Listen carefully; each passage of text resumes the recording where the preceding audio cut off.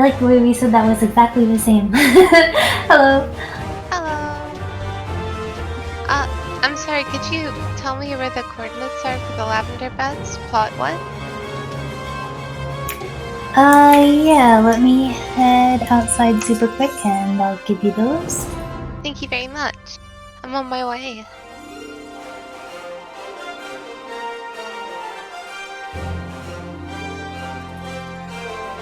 Thank you very much.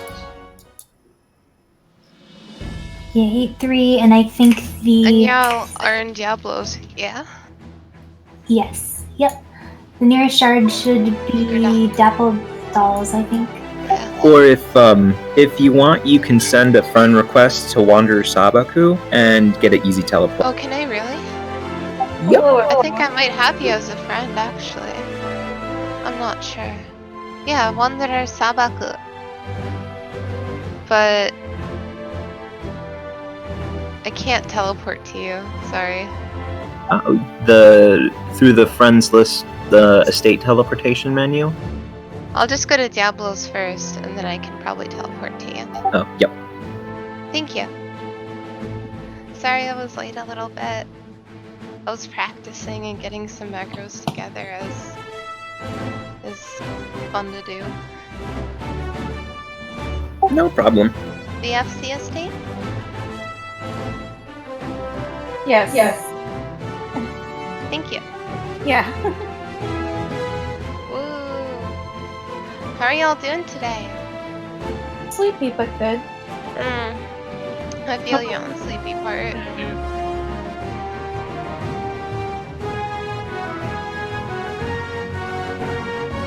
And who all do we have here?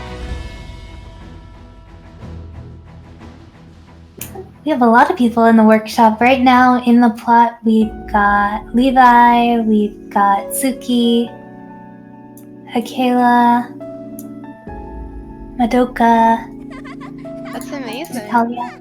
A lot of All people these here. malas.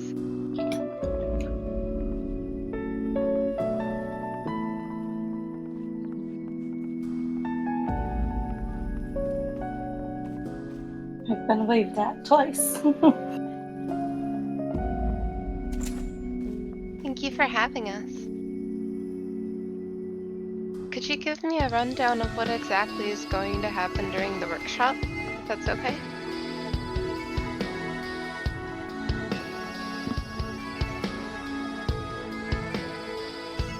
If I may, it's intro to Shakespeare / intro to theater.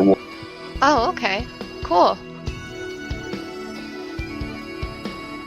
Yep. Sounds And all good. the workshop is split up kind of into 5 segments.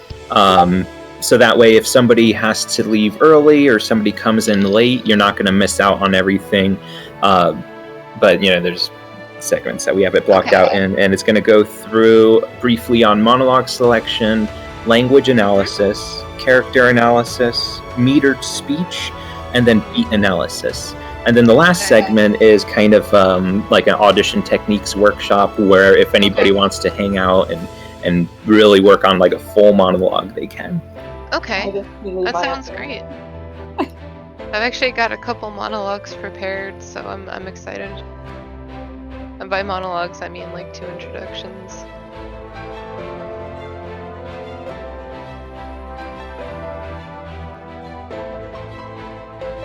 So it's kind of like what is usually done in a theater production sort of facility. It's kind of like a class, I'm assuming. In as much of a Midsummer Night's casting audition sort of thing.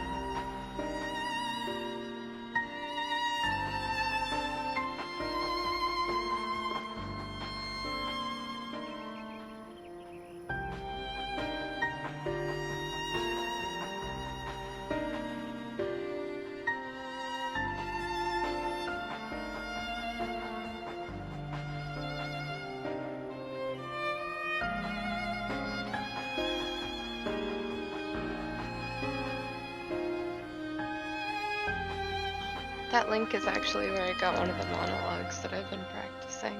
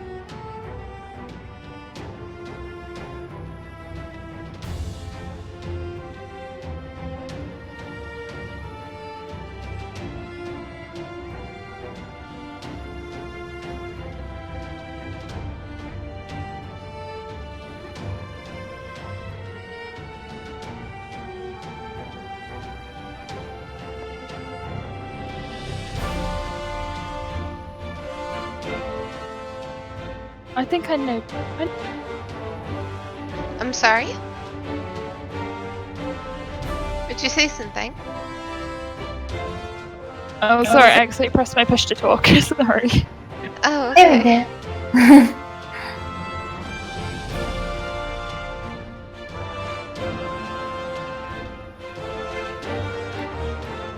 Woo! All right, I think we're ready to go here, except That's for exciting. wild dogs in the room.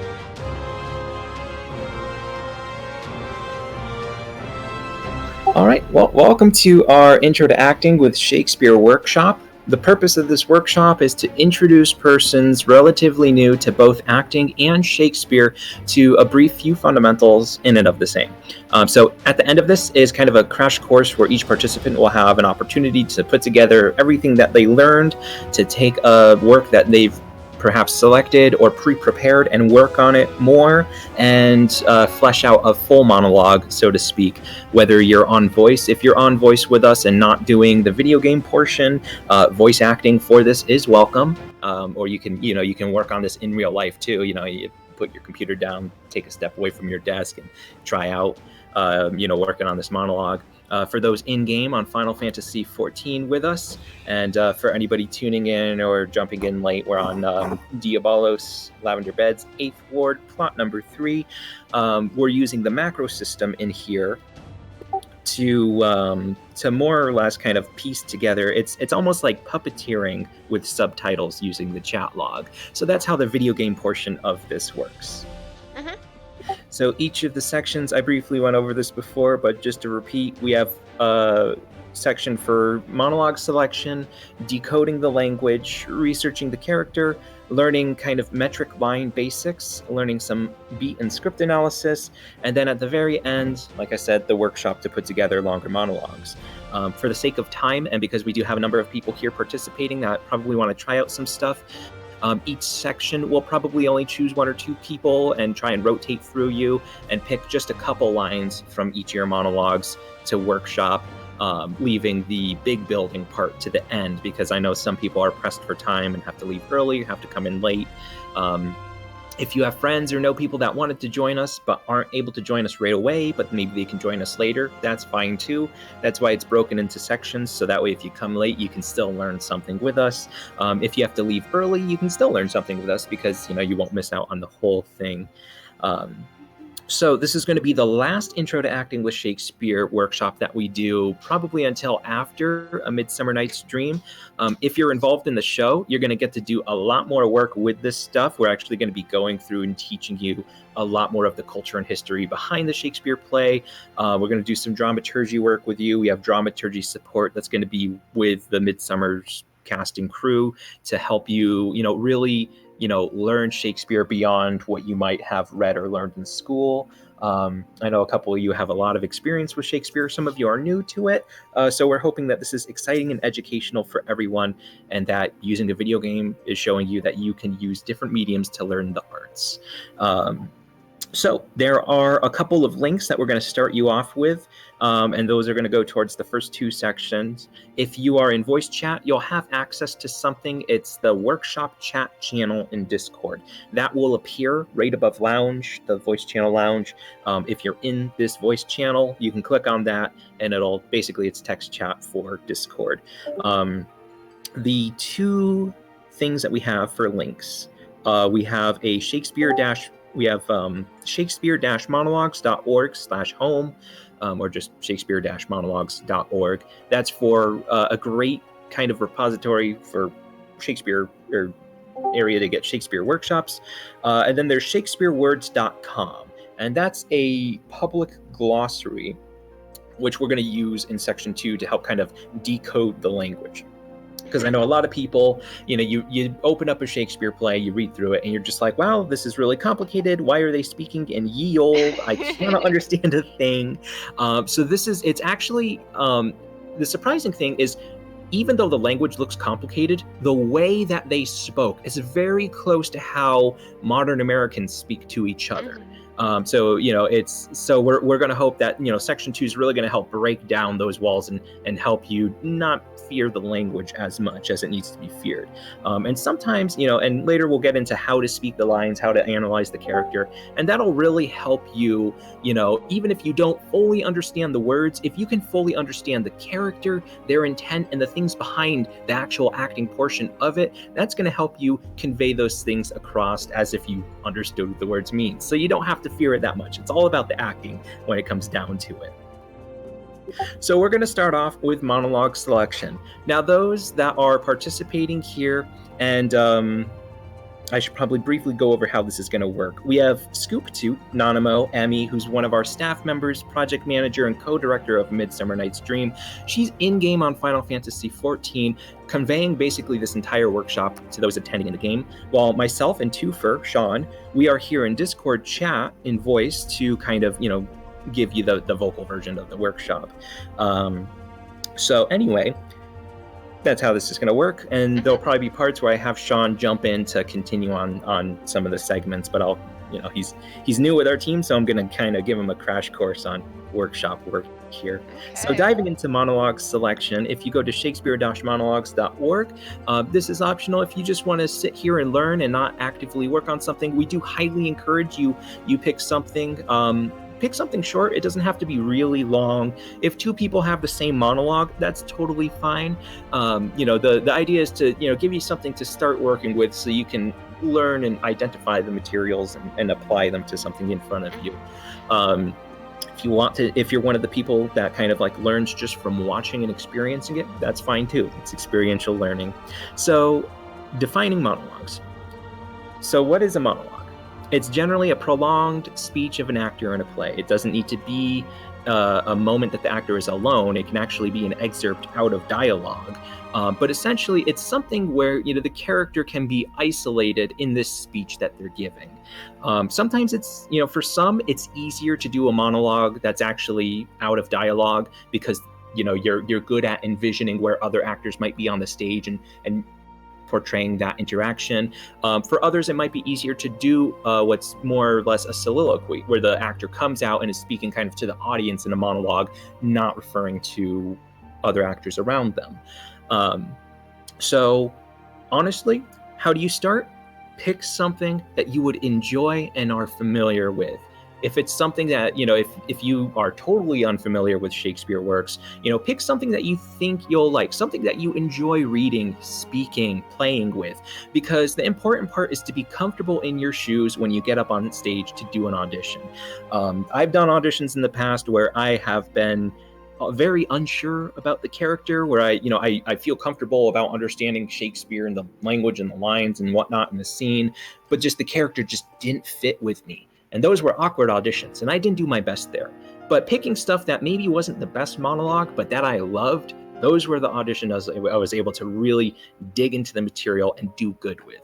So it's okay to, it's okay to do that at first. Even, you might hear something like, oh, never pick a Midsummer monologue because Midsummer's a cliche for auditioning. If that's what you have to do, though, to do a good job, that's what matters. It's not the material. It's what you're comfortable with. So now, selecting a monologue from Shakespeare, we have that website you can go to, shakespearemonologues.org.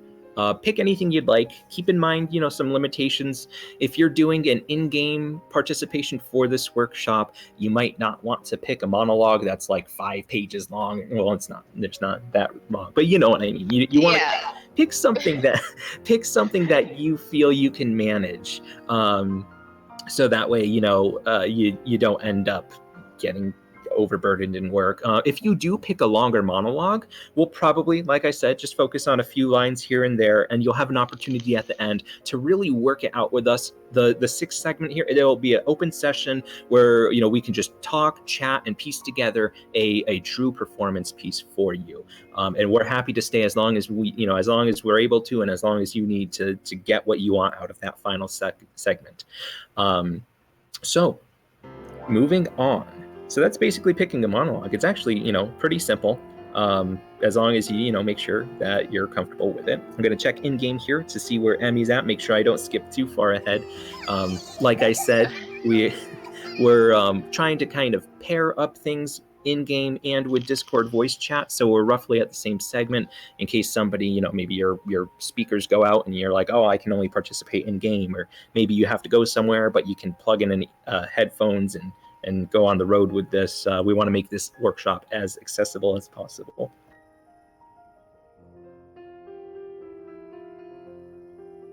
All right,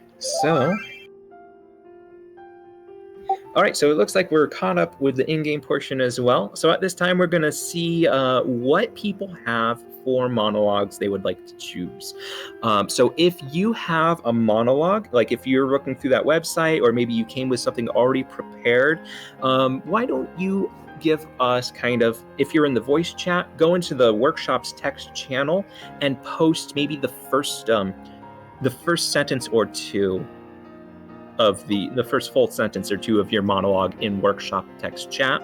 And for those that are attending in Final Fantasy XIV, you can do the same thing with text chat there. Or if it's kind of a longer monologue, you can say, oh, I'm picking this monologue from this play. You could be like, Calaman's monologue from The Tempest in this act, this scene.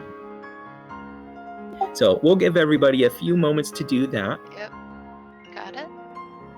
I've actually got a macro prepared for this, so I was thinking of ways to time it.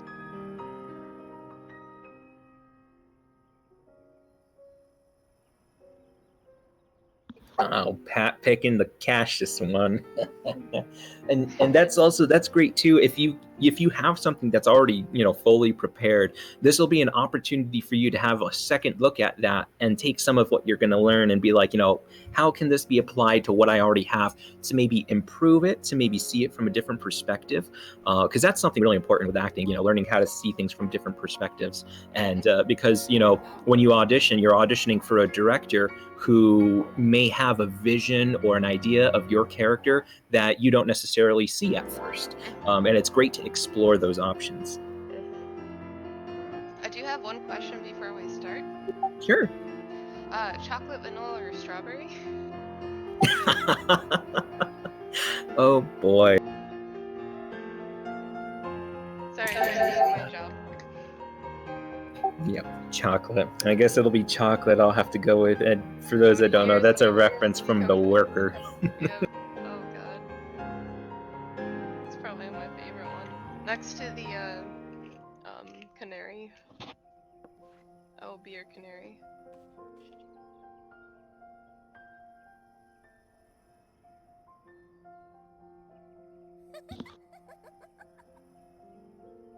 And so what we'll also do is we'll be picking, and it looks like Emmy is having folks post it onto the Discord workshop channel as well. So I'll make sure that the folks in game are on the Discord if they want to have their text posted. Emmy, you might just want to double check in case we have somebody in game that's not able to get on the Discord, and just have them reference what monologue they've selected. And what we'll do is we'll pick from these monologues that are being posted for each of the segments, so that way, each person can have an opportunity to have their monologue worked on for each segment, at least the first few sentences or so.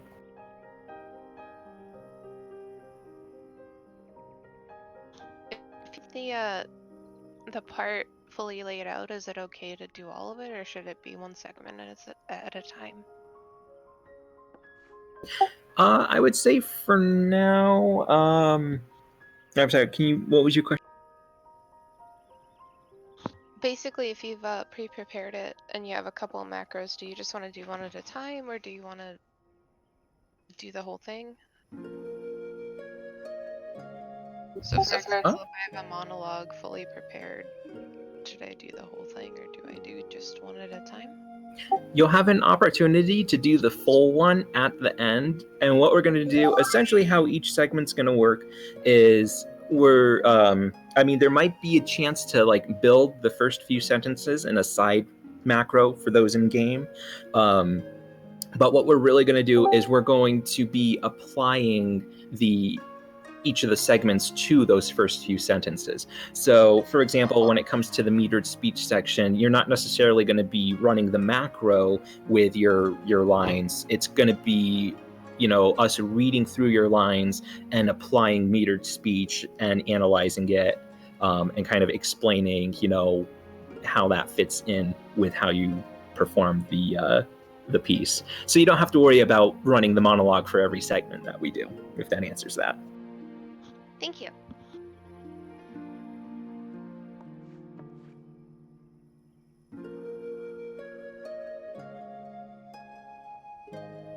All right, I think actually we have everybody in game on the Discord as well, so that's gonna work. That'll actually help make things a little bit easier. So I believe if everybody who is picking a monologue has picked one and they've posted it, we should be good to move on to the language analysis. And yeah, that's pretty much it for monologue selection. As an actor, as you participate in more shows, as you do more auditions, you're going to build up a repertoire of monologues. For example, The Worker, the man where he's going on ranting about his, all the things he has to do at work and so on and so forth. That's been a monologue that I've always had for contemporary shows. It's become a thing in my back pocket, and if I'm ever auditioning for something contemporary with a summer stock or a side project, I'm just contemporary monologue, man from The Worker. Always have that. I do have a question before that. I'm sorry to interrupt. In terms of The Worker, there was parts of the scene where characters would interject between each other. Is that based on a wait cycle and macro, or is it just something that is separate macros?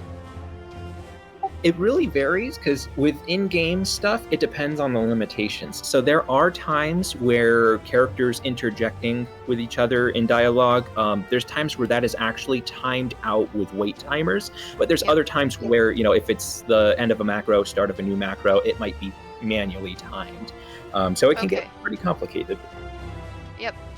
Just wanted to know, because I saw the interjections, and I saw some of them were kind of on wait times.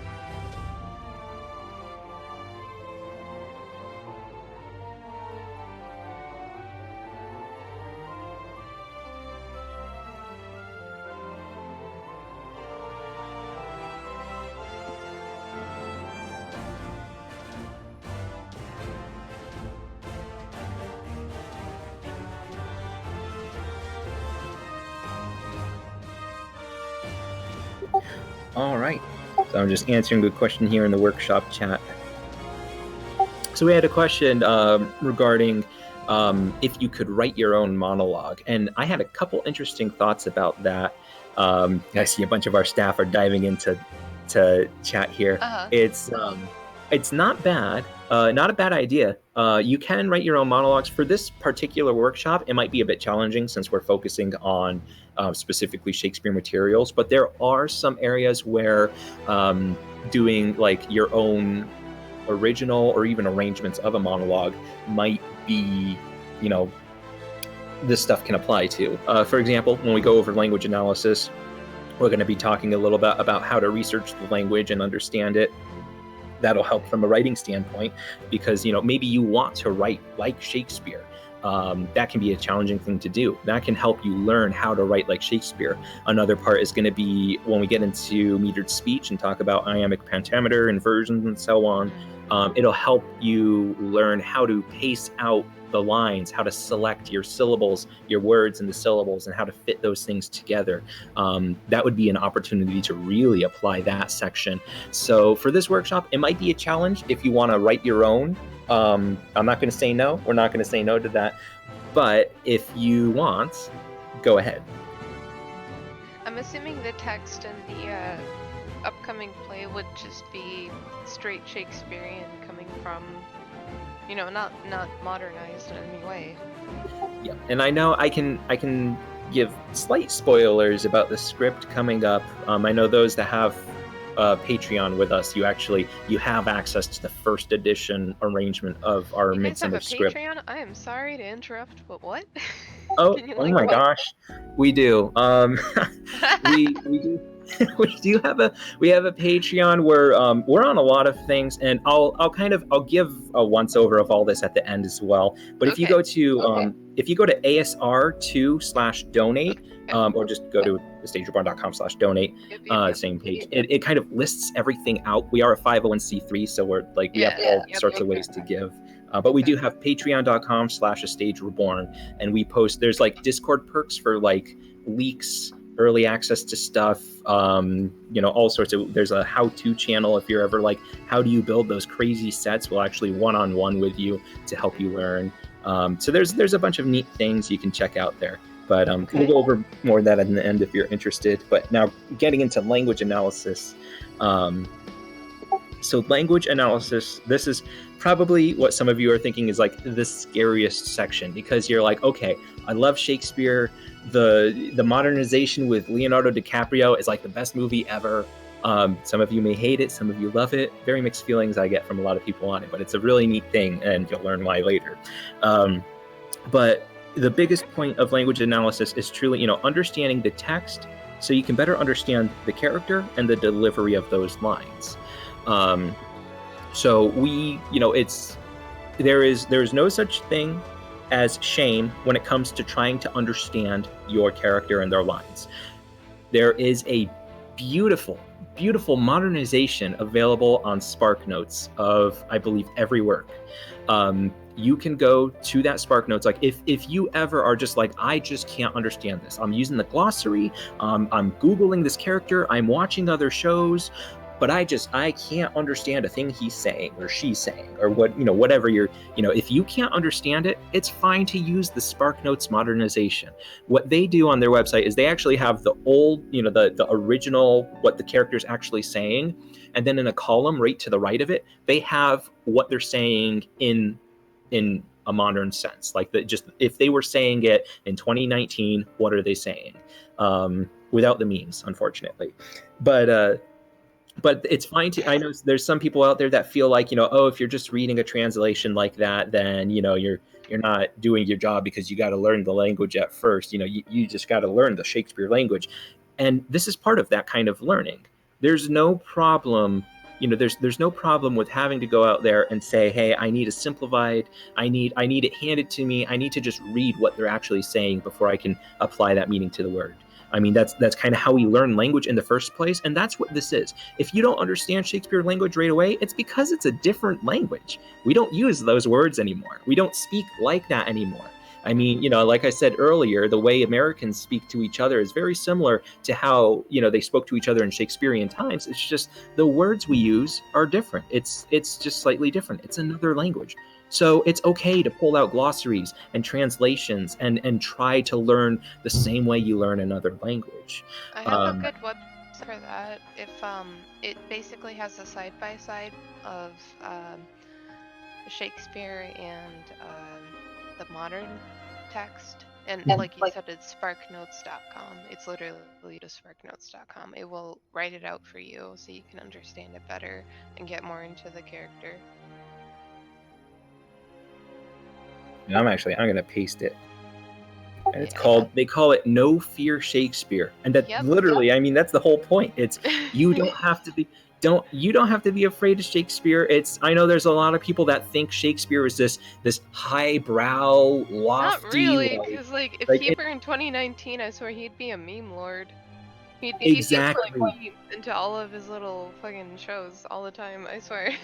Yep, and one of the reasons we are doing A Midsummer Night's Dream is not just because it's an accessible, easier Shakespeare play to learn and do, but I mean it kind of captures a lot of that. There's a lot of people know A Midsummer Night's Dream has the play within the play at the end of the play, and that itself is basically a meme in modern terms. Like, Yeah, you know, it is. it's because the play within the play at the end, it's a farce, it's funny, it's quick, it's making fun of Shakespeare, it's making fun of his own works.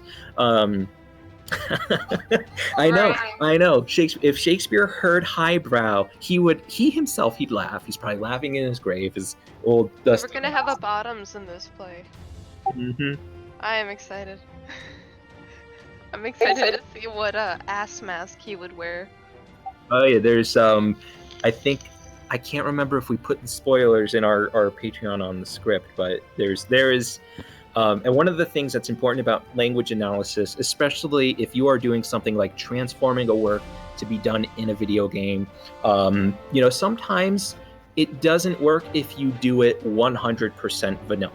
You know, if we did the full original, completely vanilla Midsummer in Final Fantasy XIV, we would have probably a 2.5 hour show that some of the words, the actions, the set, the movement, all that, some of it wouldn't quite work out as well.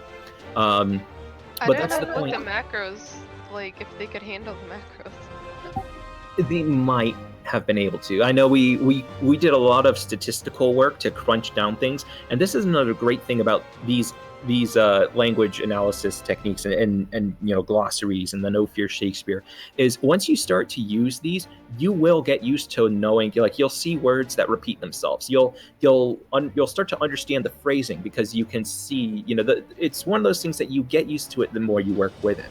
And so when you're going and making an arrangement, or you're maybe trimming a monologue, or you're working on a show, you're able to more readily identify the areas that can be changed or cut or removed to make the play more ready to adapt to a new platform. We had to do a massive amount of work on A Midsummer Night's Dream to make it compatible, so to speak, for not just Final Fantasy XIV, but for the limitations of, you know, what our team could do, what the community Make it could more work on. compatible. Yeah. And so, you know, language analysis, you know, and at least from what our standpoint is not just about understanding the language, but understanding the verbiage in a way that you can make things more compatible to the medium that you're using. So there's going to be some tidbits that we've adapted, so to speak, to make it more Final Fantasy XIV friendly. Because if you get really good at language, you can identify parts of the play where you can be like, hey, this person is saying this in this section. But to make it more relatable to the Final Fantasy XIV community, to get them to buy into the Shakespeare play and understand it better, we can insert this bit of Final Fantasy XIV lore in its place. And that can help them understand the language too. So if you get really good at language analysis, you know, a fun project might be, you know, how can I mean, and this is where the Leonardo DiCaprio Shakespeare Romeo and Juliet movie comes from. In doing that movie, they, you know, modern day, a lot of people, you know, that was, you know, where big Hollywood cinematic action stuff was big there. And by doing that, they were able to take Shakespeare and put it in a format that made it easier for a new generation that uses, you know, that kind of viewing media. They made it more understandable for this generation. And that's what we're doing here too. And language analysis is really where that starts. So let's take a look at, I'm going to pick a monologue here in chat. Mm-hmm.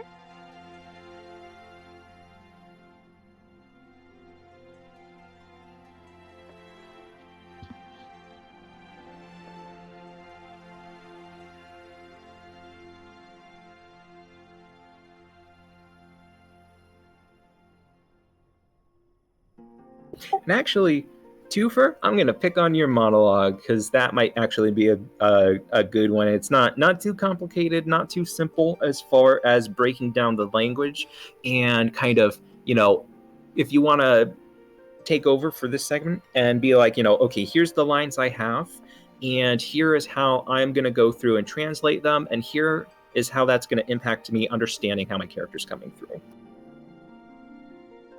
Okay, so we're just skipping straight to the character analysis. Not character analysis, just the language analysis, like how to explain your character's lines in simple terms, like because somebody might read through the forest I have gone, but Athenian found I none, on whose eyes I might approve this flower's force and stirring love. Somebody could read that and go, I don't quite get what they're saying. So give us the process on, with the materials that we have here and what and you've experienced, how you're going through and breaking down that to translate it into, what is he actually saying. So it's okay to ad lib and kind of make your own twist? Sure, I can go ahead and do that. So, if you're not familiar, this is from Midsummer Night's Dream.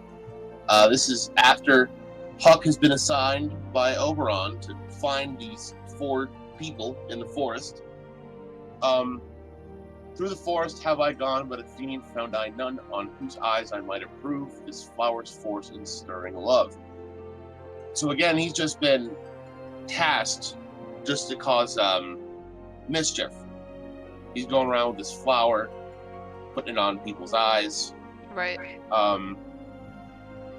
I find this is him just kind of talking to himself as he's walking through the forest, going, I've been walking here a long time. Why haven't I found anyone yet? The forest is only so big. Why have they not appeared yet? Mm-hmm.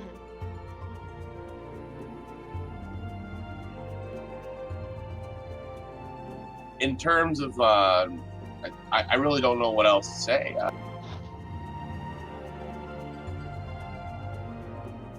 So say somebody, like, for example, the phrase, this flower's force in stirring love. If somebody's unfamiliar and can't quite understand what your character is saying for that particular line, where might they start in digest? This flower's force in stirring love. So this is more or less like an enchantment.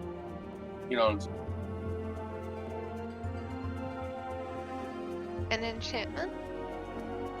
Yes, because the nectar of this flower is apparently a powerful love spell. Yep. Because he drops it in the eyes of several people. Also, are we going to call the character Puck, or by the name that, because he's not really Puck, he's Robin Goodfellow, but yeah, we're for the play we're just calling him Puck to okay, keep it. that's cool. Just asking. Thank you.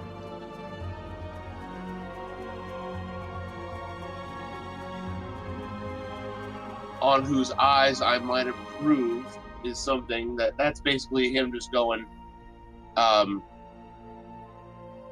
where, I lost it.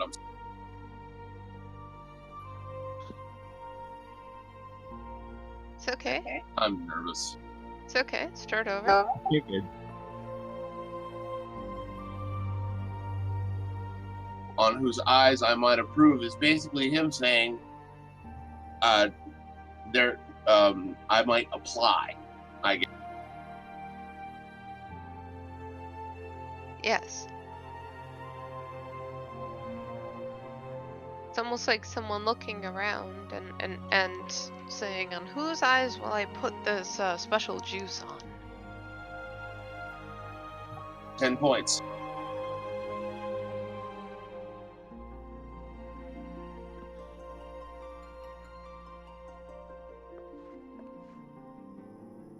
I think that's it, unless anyone has some questions about it or anything.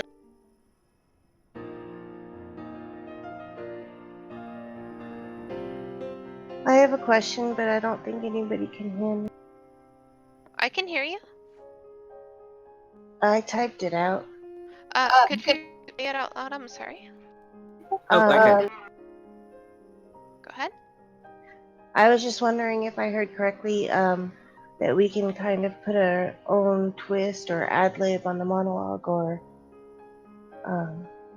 whatever it is. Wonder, that we're what was it doing. that you said about that? Yeah, you can definitely kind of do an ad lib or put your own twist onto the monologue if you'd like. One of the things with doing performances, auditions, so on and so forth is sometimes you'll be asked to do something completely tied to the script. Other times there's opportunity to adapt and change things around. I know with our specific performance of A Midsummer Night's Dream coming up in Final Fantasy XIV, we are doing some changes to some of the lines to adapt to the 14 environment. So there is going to be a little bit of twist here and there on some of the lines and so on and so forth. For this workshop, that's definitely something you can do. There'll be some opportunities to kind of understand how you'll make those changes, especially with, the way Shakespeare's written with metered speech. There'll be an opportunity to understand, how to pick the words to do your own ad-libbing or twists to the monologue to still fit within the framework of how the speech comes across. So yes, you can do that. As long Also as it in kind the of process- stays within the flavor, correct?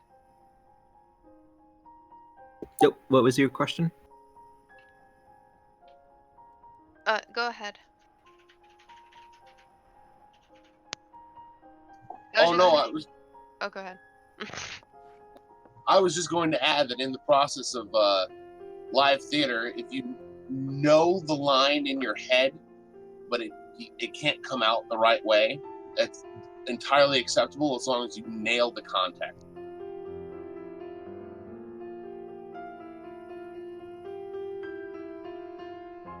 I unfortunately have not been to one of these performances live. My friend showed it to me, and I saw the video of Drake and Maria. And I saw that on YouTube. I don't know if you guys actually delivered the lines, because in that presentation of it, it was kind of closed captioned at the bottom, and then the characters would emote and act accordingly. That's kind of like a lot of the plays on the channel where there would be the words on the bottom and the characters would emote throughout the play.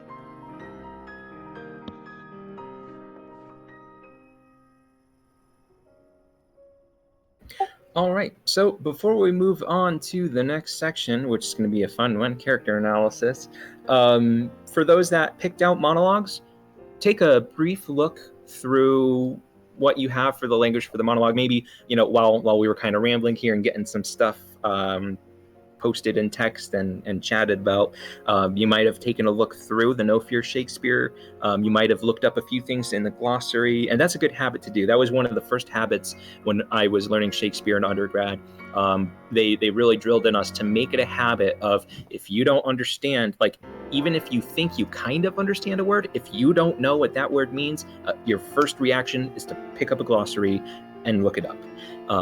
And that is a great habit to develop. But, while you're looking through your monologues here, if anybody has identified a phrase or even a particular intriguing word that you think is weird sounding, you don't know what it means, maybe you're like, well, I know what this word means in 2019, but it doesn't look like it means the same thing in Shakespeare's era. If you have a particular word or phrase that you need help understanding, go ahead and post it into workshop chat now. Or if you're in game, go ahead and post that word or phrase into the chat log. And we'll take a look, and maybe, if somebody posts something, we can pick it and discuss it and figure out how to translate it or define it. I actually just went through that myself with this word here. I had no idea what it meant, but I already looked it up. But I feel like it's a great example. Oh, that's a good one, churl.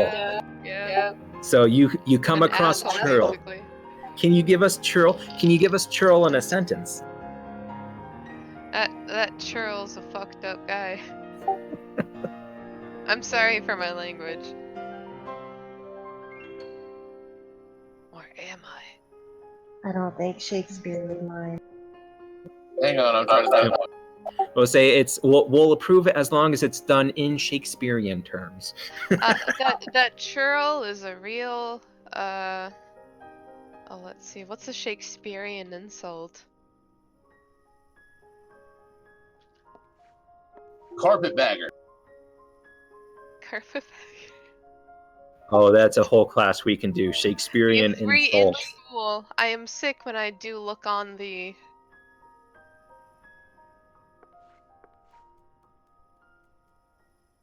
So one thing I'm noticing about the word churl is, and I just went to shakespearewords.com because I'm like, you know what? And one of the great things about some of these glossaries is some of them will actually reference every time it comes up in Shakespeare's works, and it'll give you the context or the definition in that work, because a word can be used and have kind of multiple meanings in multiple things. So for example, you have a churl could be as a noun, it's somebody who's like a peasant or a serf. As an adjective, it can mean rush and harsh. So that's where context also comes into play, where you gotta churlish is a today word. Yes. Yeah, the definition I found was a rude or boorish person. It's basically what you would call someone as an insult, as far as I understand from what I remember of Shakespearean works. He would just- make up words on the fly, and it's just the best thing in the world. That's the beauty of a living language. Yeah. I got a quote here. If you are a churl, then you are higher than a thrall. Ah, Also, I hope if you don't mind, one of my friends is gonna join the workshop just to watch. Yeah, that's fine. And anybody can, join as they please. It's all meant for, public access and so Is it on. a thing where I can send an invite to somebody that is interested in the server? Yeah, I mean our Discord server is public, so nobody has to be invited. You just if anybody wants to join it, they can join it. It's meant for anybody to. Okay, cool. Thank you very much. Yeah, all of our stuff is open to the public. We're not like a private troop or a private organization. We're all. It's kind of like being able to walk into a community theater or community arts center and just do the thing. Yep.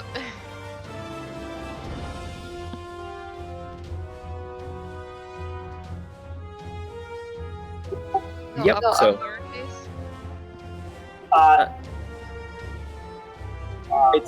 It's not case sensitive though. It's a Discord vanity URL, so those aren't case sensitive. Okay. So yeah, just all one word, A Stage Reborn. And for those like you, our Discord server is also, it's not just for A Stage Reborn news, workshop stuff like this. We do have a bunch of fun little social things. We have like rooms like a meme room, food, tech, pets room, like for general chat. We have like self-promo rooms. We actually added an artist's alley category. So like if you are a visual artist or technically any kind of artist, it can even be a musician. And we added some rooms like art help, art request, art showcase, art commissions, and art live streaming. It's a community for creatives and gamers and artists and musicians and all sorts of people to come together and just be a collection where you can find and share creative community, while also getting the latest on A Stage Reborn and joining us for workshops and shows and things. So anyone's welcome to come and join.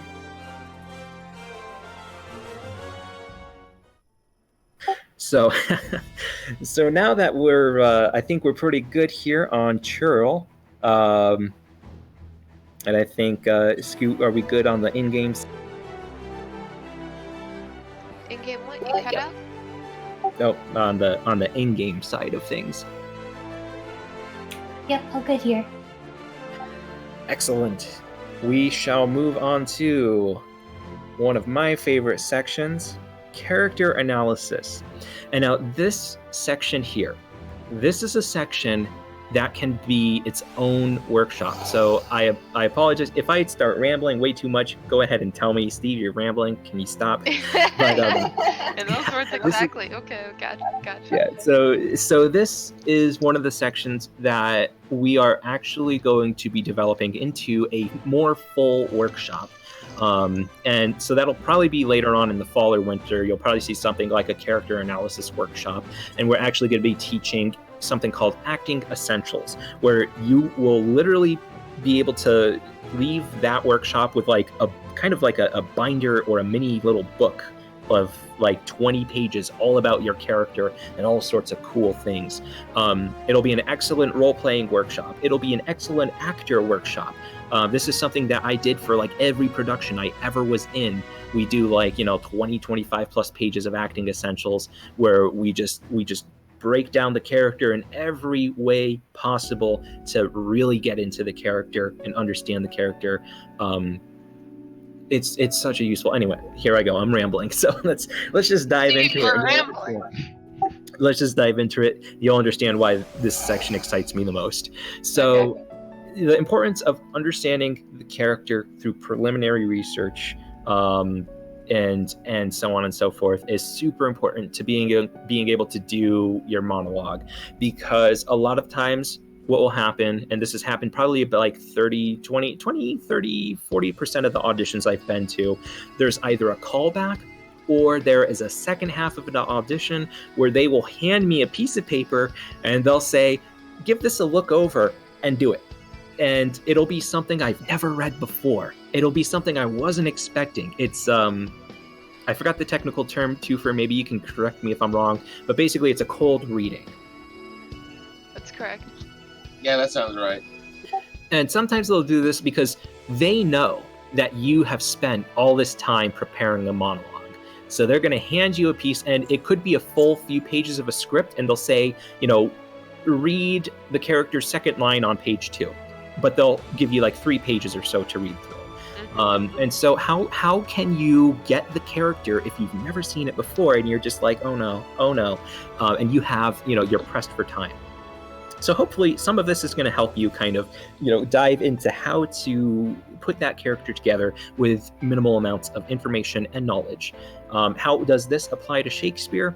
A lot of people might not really understand or have taken the time to read or watch the full play. There might be people that are interested in doing Shakespeare, but they're like, well, I have no idea what this play is even about, but, I want to be one of the fairy characters. So how can you set up an audition to be the best fairy character you can be? How do you nail Oberon if you don't know the play, but you just know you want to be Oberon? This will teach you that. So, initial opinions. Talk a bit about your character, get some initial opinions. If this is brand new to you, don't be afraid to ask around. Maybe you have a friend, maybe you know somebody who's experienced with acting that, maybe they didn't play the role, but they might know more about it. It's almost like doing, informal interviewing. Go around and kind of learn what you can about this character, because getting initial opinions gives you a place to start, because you don't want to start with just the language. The language is going to be something that layers on top of the character. We'll get a bit more into that about how the character speaks, speaking in prose versus like speaking in verse, how that influences how your character is. But it's important to get that initial opinion of the character. And so the first part is information gathering. Either, Google searching, who is this character, talking to somebody who knows more about the play, talking to somebody who's been that character before. I can tell you, I've been in the Diary of Anne Frank 2 or 3 times, playing different characters each time, and every time I've done it, I've had a different point of view and opinion on all the characters in the play. So it's fine to go and ask somebody their opinion on that character, because, the whole point is getting all sorts of perspectives to have a better understanding of what the character can be. This goes into the magic if later on, exploring, who your character is in certain circumstances and situations in the present moment. So information gathering. You can start super simple. I know I'm probably making this sound more complicated than it is, but one of the places you can start the easiest is super simple stuff. Erase your character's name, erase anything special about the character, and just ask yourself, what is this character? Am I a king? Am I a fae? Am I a fae king? There you go. You're a fae king. You're Oberon. So that's, you can distill Oberon. You can start by saying, I'm not Oberon. I'm the fae king. Okay. So that's two different pieces of character information. So question 1, how does a king act? Okay. Well, knowing that this is a Shakespeare play, it's probably going to act like a king of Shakespeare's era. So then one of the first things you can do is kind of look up, research, find out, how does a king walk, talk, and move in the era of Shakespeare? You're going to take those attributes and you're going to tack them onto Oberon. Maybe it's not what the director wants. Maybe it's not what most people see, but it's a place to start. And the important part of character analysis is getting a place to start with your character, and then you can mold and grow it through direction from there.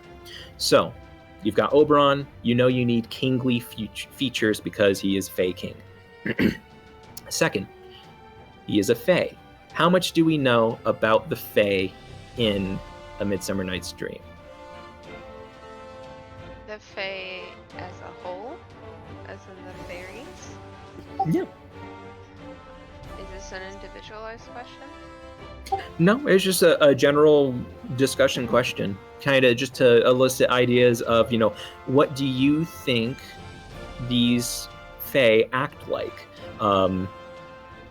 Because there's a lot. I mean, for people who play Final Fantasy XIV, you might immediately be thinking of Fae and fairies as they appear in the game, and you can kind of if that that's one perspective, that's one thing you can take from to apply to Oberon as a character. And I can tell you, like, for example, with our production of A Midsummer Night's Dream, we'll probably want to incorporate that kind of style of what is a fae into the fae creatures of A Midsummer Night's Dream, because we want to make it more relatable to that community. So that's one thing you can consider. So Oh no, go ahead. I was just gonna scroll up and pick another monologue out of what people have posted to start asking questions about characters here. And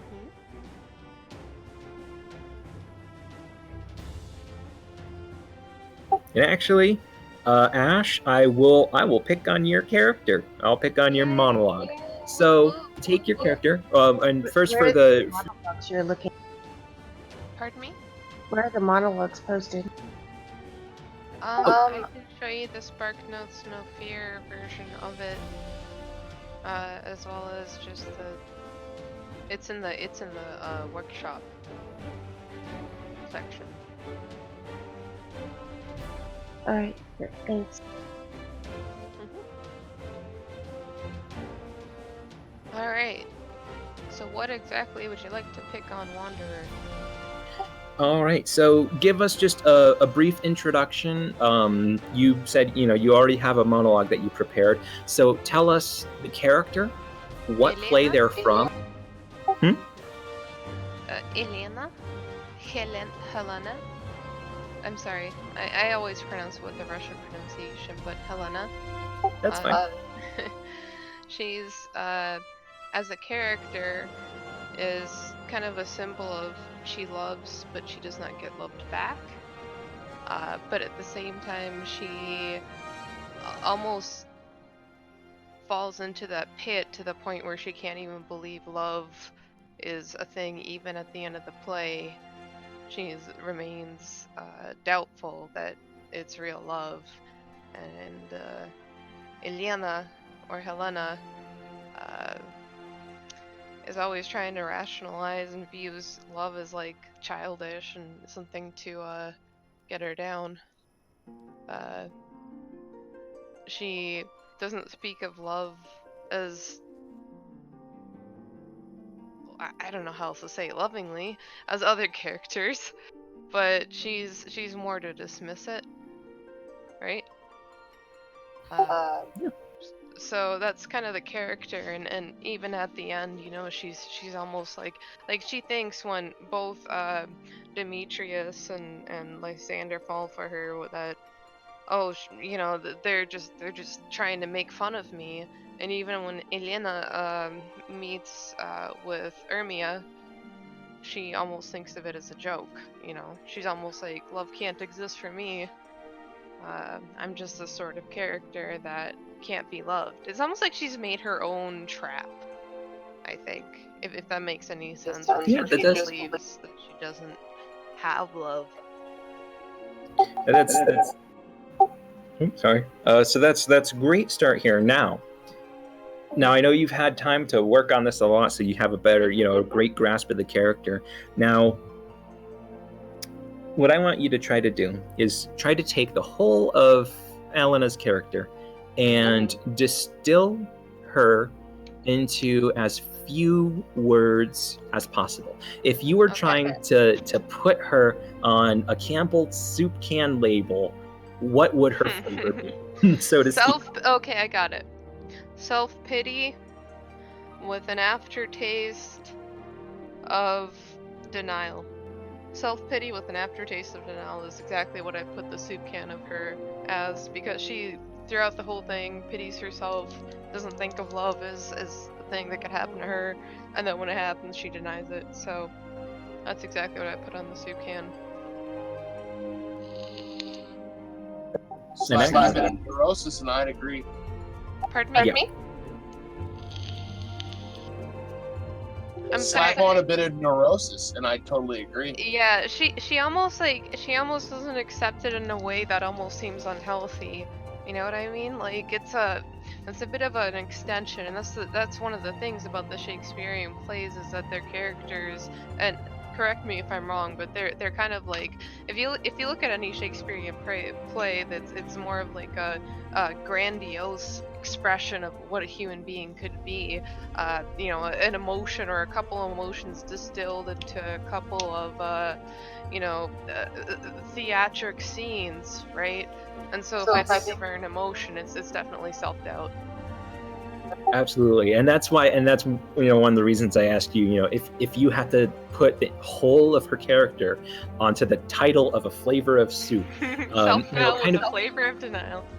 The more you can distill things and simplify it like that, you know that you're going to open up that soup can and it's going to have all sorts of ingredients in it. But being able to take these absurd kind of ways to express your character in a different sense, exercises like that can help you really analyze the character more, because you know sometimes you can really get buried trying to read all the characters' lines and nitpick, you know, their inner monologue and their intention throughout the play and the arc of their character development. Or you know, if it's more of a stock character, you know, you're trying to understand, you know, their significance throughout the play where they appear. Sometimes all you really need to do is step back and ask yourself, what flavor is this character?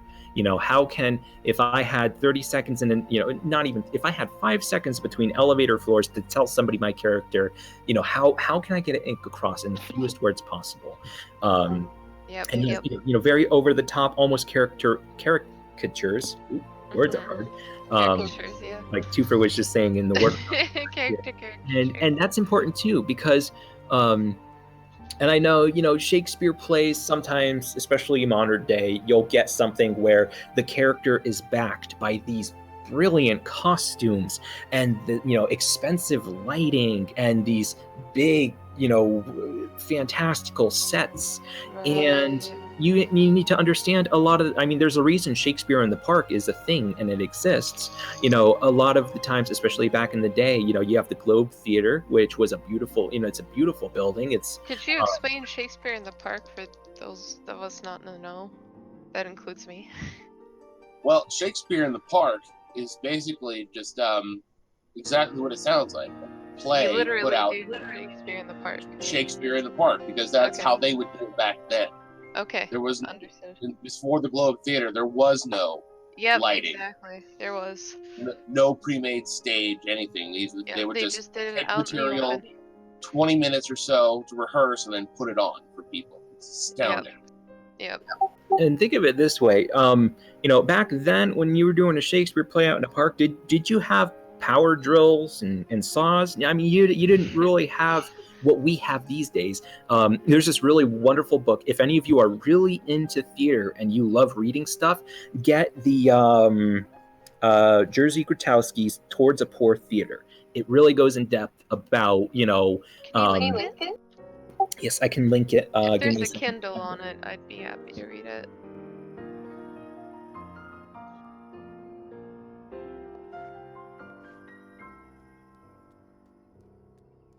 There is a Kindle. Oof, it's a bit pricey. That's okay. Let's just see what it is. Oh, wow! I posted the link in workshop chat. If you get it through, since you're getting it through Amazon, if you use Amazon Smile, you can choose a Stage Reborn as your charity, and Amazon will donate a portion of your purchase to a Stage That's Reborn. so cool. When you're shopping for theater materials through Amazon, you can support a Stage Reborn by supporting theater. By bettering yourself in theater. And I might actually do that because I lost a lot of my paperback stuff when I moved to the Midwest, so I got to buy things. But that's a great theater. Towards a Poor Theater is a great book, and it's also great, in a character analysis sense, so I don't get too sidetracked here. But for character analysis, it's important to, remove everything else around your character except for the character. So basically to have the bare bones of the character. Yeah, forget about what your characters wear. I know a lot of people, especially with video games, when we're doing something creative in a game, the first thing that always comes up, what is this character going to wear? I can't wait to put him in an outfit. But before you can even get there, you really need to, understand the character, because you can make a beautiful fairy outfit for the fairies in the play. But then you can get halfway through the play and go, well, that doesn't make sense at all for them to wear that. And so, it's very important to break down and get into the bare bones of the production itself, of the characters included. Right.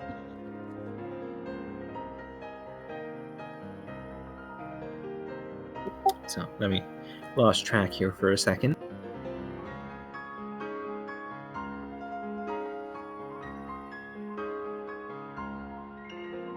Okay, got my outline up. Okay, so TLDR, boil down your character into the most simplest, bare bone terms as possible. Start because when you're doing these Shakespeare plays, it's not about the set behind you. It's not about the collective scene. Like when a Shakespeare character gets up on play, and that's actually the reason we have the set done the way it is in Final Fantasy XIV. Like the edge of the stage is the beginning of the seats. Because when a character is in the spotlight, they are going to come out and come right up to the audience, and they're going to be right there in front of you.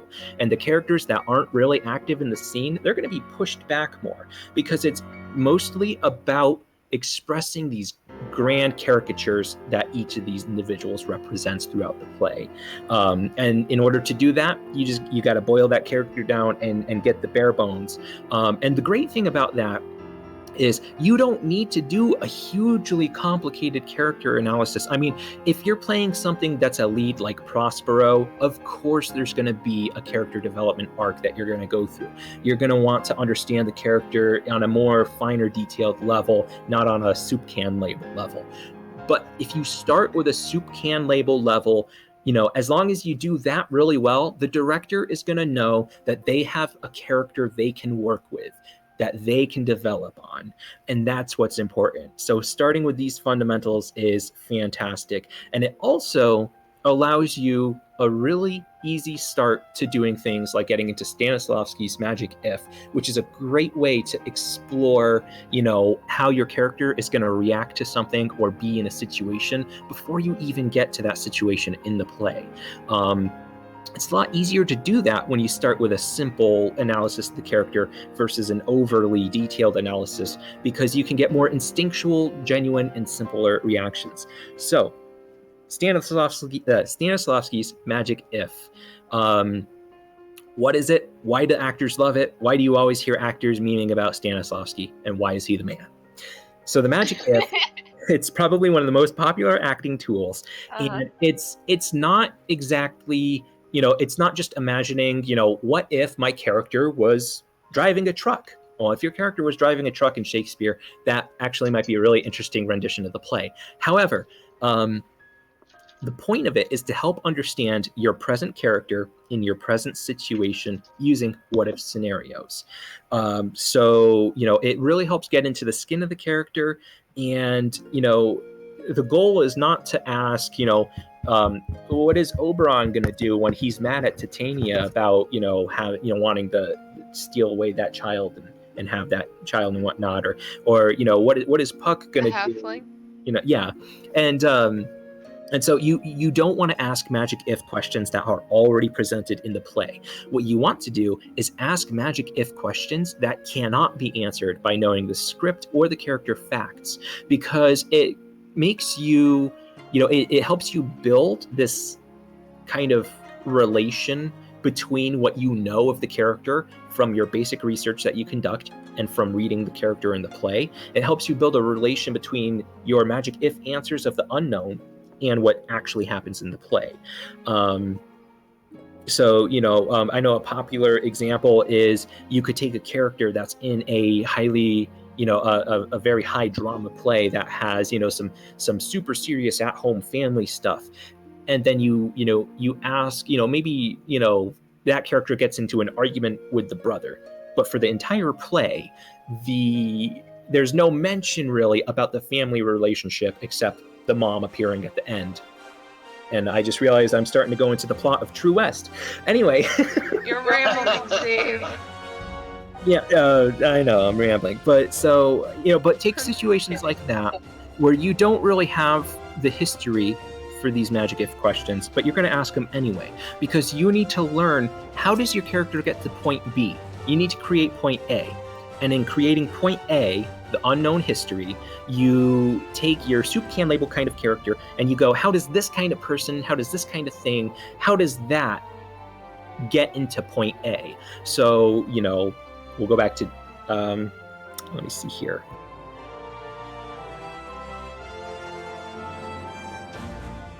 The Stanislavski thing, is that from the book that you were mentioning? Towards the Poor Theater? It's not in Towards the Poor Theater. It's in a different book, and I'm gonna see what I'm looking at the preface because it literally says Grotowski is unique. Why? Because no one else in the world, to my knowledge, no one since Stanislavski has investigated the nature of acting, etc., etc. Yeah, Stanislavski is referenced in a lot of things. I do have a lot of materials from my my Stanislavski, Meisner, Uda Hagen, and other work that I've done. I did a little bit of research on like Alexander technique and whatnot. Those are going to come up in future workshops that we do as well. Like we're actually going to do acting technique workshops in the future. But hey, Russian represent! Woo! Konstantin Stanislavski, Kostya. So, going into magic if questions, and these are, these don't have to be super complicated questions. They don't even have to relate to the plot of the play. For example, here's a good magic if question. I'm going to ask it, and I would love to see what your answers are in workshop chat, and for those in game, if you want to do in game, answer it in in-game chat. But let's go back to Oberon, for example. It is 9 in the morning, and Oberon, for whatever reason, is drinking tea. What kind of tea is Oberon drinking? Green jasmine. Green jasmine. Well, what else?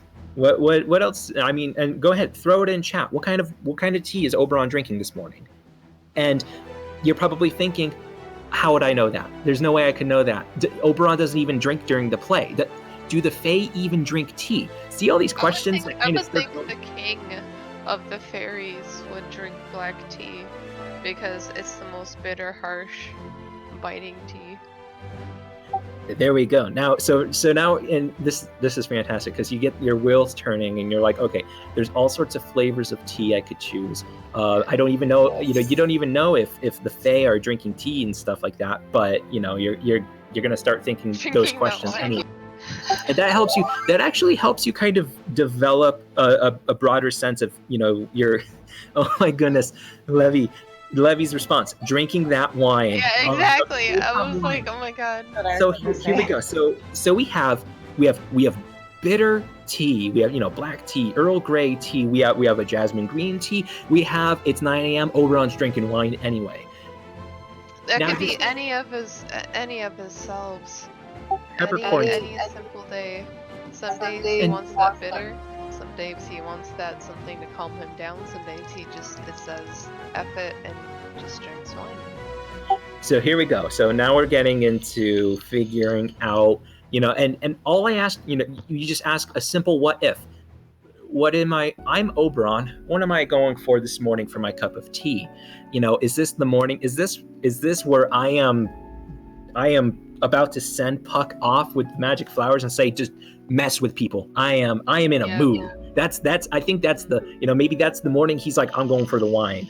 Or maybe that's the morning where before he tells Puck, okay, let's undo this. This has gotten a little far. A little bit, realizing his mistakes. And maybe the Earl Grey tea, maybe that's his regular thing. So and you start to really think, not just, you ask your question, what is Oberon drinking this morning for his morning cup of tea? And you start getting into these answers that make you really start to pull, what do I know about Oberon, and what kind of people are portrayed drinking those kind of things? And actually, an interesting thing about the Levy's choice of saying wine is a much more common drink in that era. And that's something that would be very realistic for Oberon to go for in the morning. Maybe it's a little too early. That could still signal something like, he's going for the bramble wine pretty early there. Right. That's more of a It's 5 dinner early thing. somewhere. But that's kind of a 5 o'clock somewhere. But also, and the idea of jasmine tea, and Yume and Tufru were talking about jasmine tea here in chat. Jasmine tea, it's more floral, herbal, something that might be very accessible to them in the flora, in the flora around them. This is fantastic. This is workshop chat is kind of blowing up with discussion about tea, and all of this. We're bantering about what is Oberon drinking, but it's helping us all build this vision of Oberon. And so once you do this with a magic if question, once you get this beautiful discussion going in your mind about all these different, how he can select what tea he's drinking and why, then you could kind of look into play and go, well, it doesn't say Oberon was drinking tea before or after the scene he appeared in, but if he was, how did that play out? And then you start thinking, if he was drinking his wine, was he sitting in a viney throne with a water skin filled with If he was drinking his wine? wine, he'd probably be by a river, I'd say. Is he? Right. And then you start exploring character more. Is he sitting? Is he standing? Is he in a chair? Is Sitting he right by on the the river, getting in the dirt, drinking the wine, being as this is my life now as possible, is what I would say. And now you can see, how these magic if questions really build upon each other, because they force you to go through these questions and this chain of questions that really helps you develop the structure it's almost like of your putting character. the muscle on a skeleton. Yeah, you start with the soup can label. You get your skeleton. What is this character? Not even who. What is this character? Yeah, And then you go, you say, aspirations? and you start to build upon that, and you flesh out more of the, how does this character really structured? How do they move about, and what is their norms? What is their values? And then you get to that final portion where you get to the end of your character analysis, and we're going to do this when I think one of the first workshops we do after Midsummer Night's Dream is going to be the actual, like, the character development workshop, and you'll start to be able to do things like what's called an imaginative autobiography. And what we would do is we would literally write the character's life from start to as far as we can go to the end of the play, possibly beyond, after what they do, at the end of the play. And you literally write the life of your character in a way that doesn't conflict with the play. You make it natural. You try to just flesh that all out. And this is how you get to that point. Right. And once you can do that, and this is where in another workshop we're going to be doing, and I think me and I'm going to have two for helping develop that workshop, because we worked on some improv together a while back. But another thing we're doing is improv workshops where we're going to take something like this, where we're going to, we'll take a character and we're going to say, read and understand the play, but we're going to remove the play and give you a prequel, a sequel. We're going to give you something different. We're going to put your character in a brand new situation. And we're going to, we're not going to give you lines. We're just going to give you a character analysis, and we're going to do it. And when you can get to that point, with your character analysis, where you're so comfortable answering magic if questions that, you could be, and this is where you're really getting good with it, is if you are in the middle of a monologue and the director stops and asks you and says, pick up that cup of tea. I want Oberon drinking tea during this scene. What kind of tea are you drinking? You're going to know what tea he's drinking, how he's sitting or standing while he's drinking this tea. You're going to understand how he gestures while doing it. You're going to have the habit formed already because you've built the character and their skeleton and muscle work in your head already. And simply doing that is going to help build on how you deliver those lines in the script. Right. So, lots of excitement about drinking tea. I feel like I should make myself a cup. Do we have anything we want to add regarding character analysis?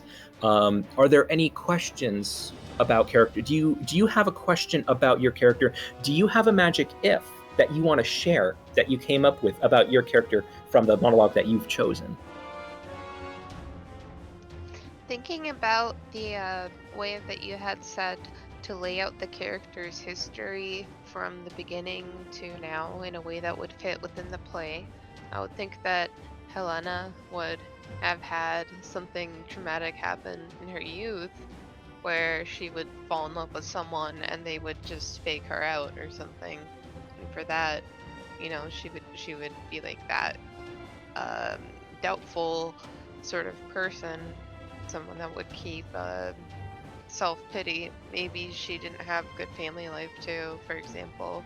So that's like an idea of why somebody would be able to stoop to such pitiful levels.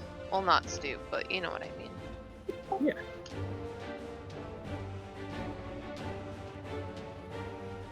Now here's a curveball for you all. I know some of you, and this was something that I was worried about when I first started learning acting and working with Stanislavski's Magic If. One of the questions I personally had, and if you agree and you felt the same or you feel the same, don't be afraid to raise your hand, wave in the game, or in chat, be like, oh, I feel the same. You hear this great Magic If tool that all these actors use, and then you tell yourself, what if I answer the question wrong? What happens if you answer the Magic If wrong? That's a trick question. Might still be right. It's very hard to answer the Magic If wrong because, I suppose one way that you could do it wrong is by asking yourself a question that the play answers and then answering it with something that's not in the play. But even if you do that, you know what you can do? You can take that same situation in the play, and this is great if you're having trouble coming up with Magic If questions. Do this. Take a question that the play answers.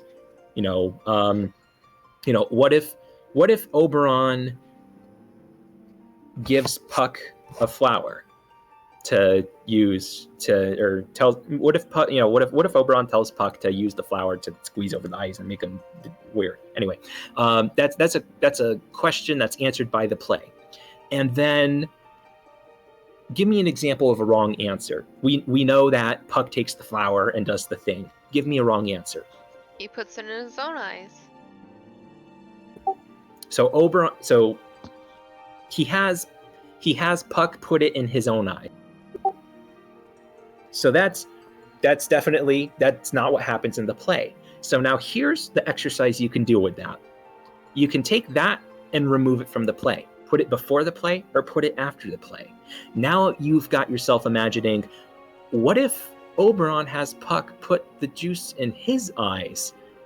Now you have to figure out how that would happen and when that would happen. And you already have part of the answer, because part of the answer is definitely before or after the play.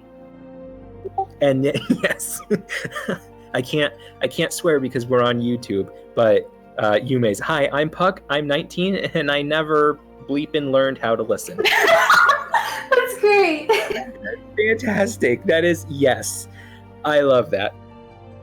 But yeah, I mean, and that's what you can do too. So don't be afraid to answer, like, a magic if can't really be answered wrong, because if you answer it wrong, you just need to figure out which part of the universe it's the correct answer with. And it's like drawing a path on a map. You just connect, it's like connect the dots. You just got to connect the dots. It's all you got to do with this. And so don't be afraid to get wild with your ideas. Of course, there's always going to be magic if questions that are better than others at helping you understand the character. But the point is to start somewhere and really develop onto the character. And yeah, that's exactly it. Acting is about creativity. Thank you, Silent Roan from Mateus. That comment there, it's exactly right.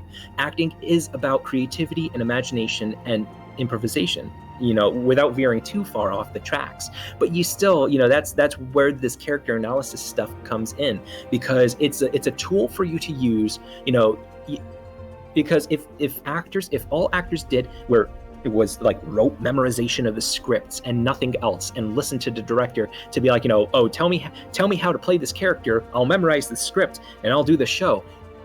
There's the life that comes from performance doesn't come from doing that rote stuff.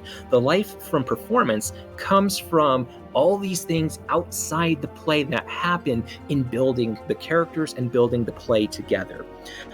So all this excitement over just figuring out things with Oberon, now imagine having a stage filled with 10 people with all sorts of interesting magic if quirks like that.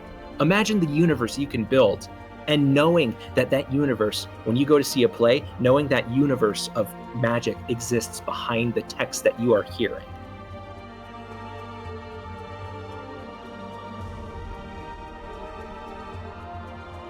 Ooh, That's excitement. awesome. So with that, did anybody come up with any revelations or anything neat about their characters while kind of, hearing, maybe applying some of the ideas behind Magic If, behind character analysis? Maybe somebody came into the workshop with a really complicated character and you were able to get the bare bones of the character down, and you're like, hey, I felt this character was complicated, but now I think I understand them better because I can define this character as this. Did anybody have any of those moments that they want to share before we move on to the next section?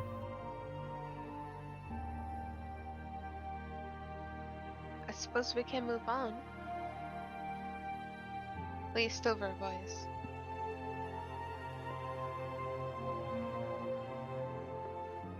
I don't think so, man.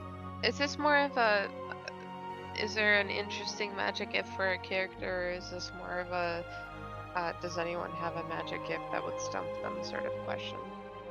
It could be either. I mean, it's kind of, I'm just seeing if anybody had, ideas, feedback, maybe something they thought of that they want to share, or maybe a question about Magic If that they want answered before we kind of hop to the next section. Gotcha. But I think, let's see. A voice chat where people drink tea and talk about random things. I guess that's a podcast. Actually, twofer, we'll have to have a chat about one of our upcoming things we're doing. Speaking of magic ifs, I feel like at every end of the section we're revealing something we're doing in the coming year. We're putting together a cold table reading group. It's going to be full of magic ifs. It's going to be full of if somebody is a playwright, if you could be brand new to it, you could be like, I wrote my first script yesterday, I want somebody to read it out loud. Or maybe we have a script that we can get, you're like, hey, can you get permission from this playwright and read this on camera. We're going to put together kind of a round table of voiceover stuff, in real life acting, maybe even some cosplay. It's basically going to be a collection of people getting on camera and doing cold table readings, and talking about the voice industry, talking about theater, talking about performing arts, stuff like that, talking about improv. So it's going to be a cool little collection of stuff. Yeah. Why not both? It'll be both. And we'll see about getting episodes of drinking tea and talking about random things. Sounds good. What kind of tea? Well, apparently Vanilla or strawberry? Oh, geez. We have a plethora of options. I'm pretty sure. Well, if we do that as a shtick, I'm sure we'll start off every episode. This episode's cup of tea is this. Anyway, next we're gonna go into a bit more of a technical segment. This next segment is metered speech, the holy grail of speech patterns, iambic pentameter, and all of its lovely broken down variations. So, what is metered speech? So, iambic pentameter, that's like the base of language in Shakespeare. It's basically the biggest language breakdown of the script, where everything in verse, not prose, verse, is broken up into syllables. What's prose? What's verse? Verse is those poetic sounding kind of like, you see those beautiful block of texts in Shakespeare, and you're like, oh, it's like he hit enter after every 10 syllables if he was typing on a computer. It's beautiful looking. And then you have this character like Bottom, who all of a sudden comes in with just this justified wall of text, and you're just like, well, that's clearly not poetic. There's a reason for that. And usually it's the higher class, affluent characters, kings, sometimes higher mythical beings like Oberon and whatnot. They speak in verse, and a lot of it is because it's like a class status in Shakespeare. The higher up characters speak one way, and the more common folks speak another way. And that's what prose is. Prose is more of the common folks, stock characters. Those style of characters that they're more common townsfolk, and it can make for some great things, because you can have a scene where these you have like the kings or the princes and princesses and whatnot. They're all talking fancy, and then all of a sudden those characters exit, and here bumbles in somebody speaking in prose and being very simple, and it makes great contrast, and it reminds you, and it's almost in itself a way to make fun of the verse, because you have these characters that are they're speaking in a way that the audience is supposed to very clearly understand better, and because it's so simple and whatnot. So very important to understand the speech patterns, because also within verse there are all sorts of variations that can impact, and this is where the language art comes through in Shakespeare, and this is where you can also have what they call the hidden stage directions in Shakespeare, because the way the metered speech reads in these monologues can hint to you as to how something should sound, or why something is said one way versus another way, and what that does overall. So there's a lot of variations, so you might get lost in the math and patterns involved here. So we're going to try to use automatopoeias kind of through the speech to help audibly illustrate the concepts. So iambic pentameter. An iamb is a foot consisting of an unstressed syllable followed by a stressed syllable. Did you hit unstressed followed by a stressed? So like And- a heartbeat. Yep. And Bum. yep. bum bum bum bum bum bum da da da da. It's almost like galloping. And actually, if you're doing a monologue in real life, like if you're following along and you actually have a monologue in front of you for doing the like in real life acting, you can stand up and gallop in a circle around your room while reading the Shakespeare monologue and pick up where things might have variations in them, because you'll notice a hiccup in the gallop, and that means something. That's a hidden stage direction, so to speak, in some contexts. And then pentameter, that means 5 feet. So anyway, so yeah, so there's those 5 and 5. Unstressed, stressed, and that's 10 syllables. And that's I forgot. I think it's John. Correct me if I'm wrong. I think that's a perfect something. I forgot the word for it. It's been a while. I usually don't get super technical with this stuff, but basically, if it's 10 syllables, that's like the cleanest form. That's like super traditional. That's like, we'll take Sonnet 12, for example. When I do count the clock that tells the time. Very clean, very verse, very clean, very simple. A second version, which some of you might have heard if you're familiar with Richard III, sometimes they'll switch around the stress to put emphasis on a big word, an action word, something like your character. Like sometimes if the character is yelling, if the character is like you want to hit your fist on the table, or some kind of whatever action the character is doing or should be doing, to put emphasis earlier than the standard stresses. Richard III, great example of that. Now is the winter of our discontent. That now, rather than now is the winter of our discontent, you put the stress on now, and it kind of changes a few of the lines to get back in the pattern, but you make sure that emphasis goes on now, because that's the word that's now, not now is, now. And an easy way to find when there should be an inversion like that is if the second word that gets the stress is a very unimportant word, like is, the, of, a. I mean, sometimes they can be important. It depends really on the full line. But now is the winter of our discontent. Now is really unimportant. Another thing you can do is, once you've identified what word needs the stress on it, you can try removing the word that doesn't have the stress. So now is the winter of our discontent. Remove is. Now the winter of our discontent. It still kind of sounds okay. And that's how you know now gets the stress on it. Gotcha. So that's a neat thing, because of course in Richard III, if you go to those lines, it doesn't say Richard III stands up and puts his fist on the table and shouts. It just says, and it doesn't have any capitalization, anything special. He just simply says, now is the winter of our discontent. And it's up to you, knowing the speech pattern, to assign those emphases. Let's see what else is there. There's indivisible syllables. Those are words that have to be put together. Sometimes, you'll have something like mind's eye appear in a sentence. And that mind's eye, both of those need to be stressed, because that's a fancy word. Like you could put it in a dictionary capitalized. It's that fancy. Those kind of words, usually you want to keep both stressed, especially, if they're supposed to be emphasized, if they need to be emphasized, if you feel like they're really important, emphasize them both. So we'll take a mote it is to trouble the mind's eye.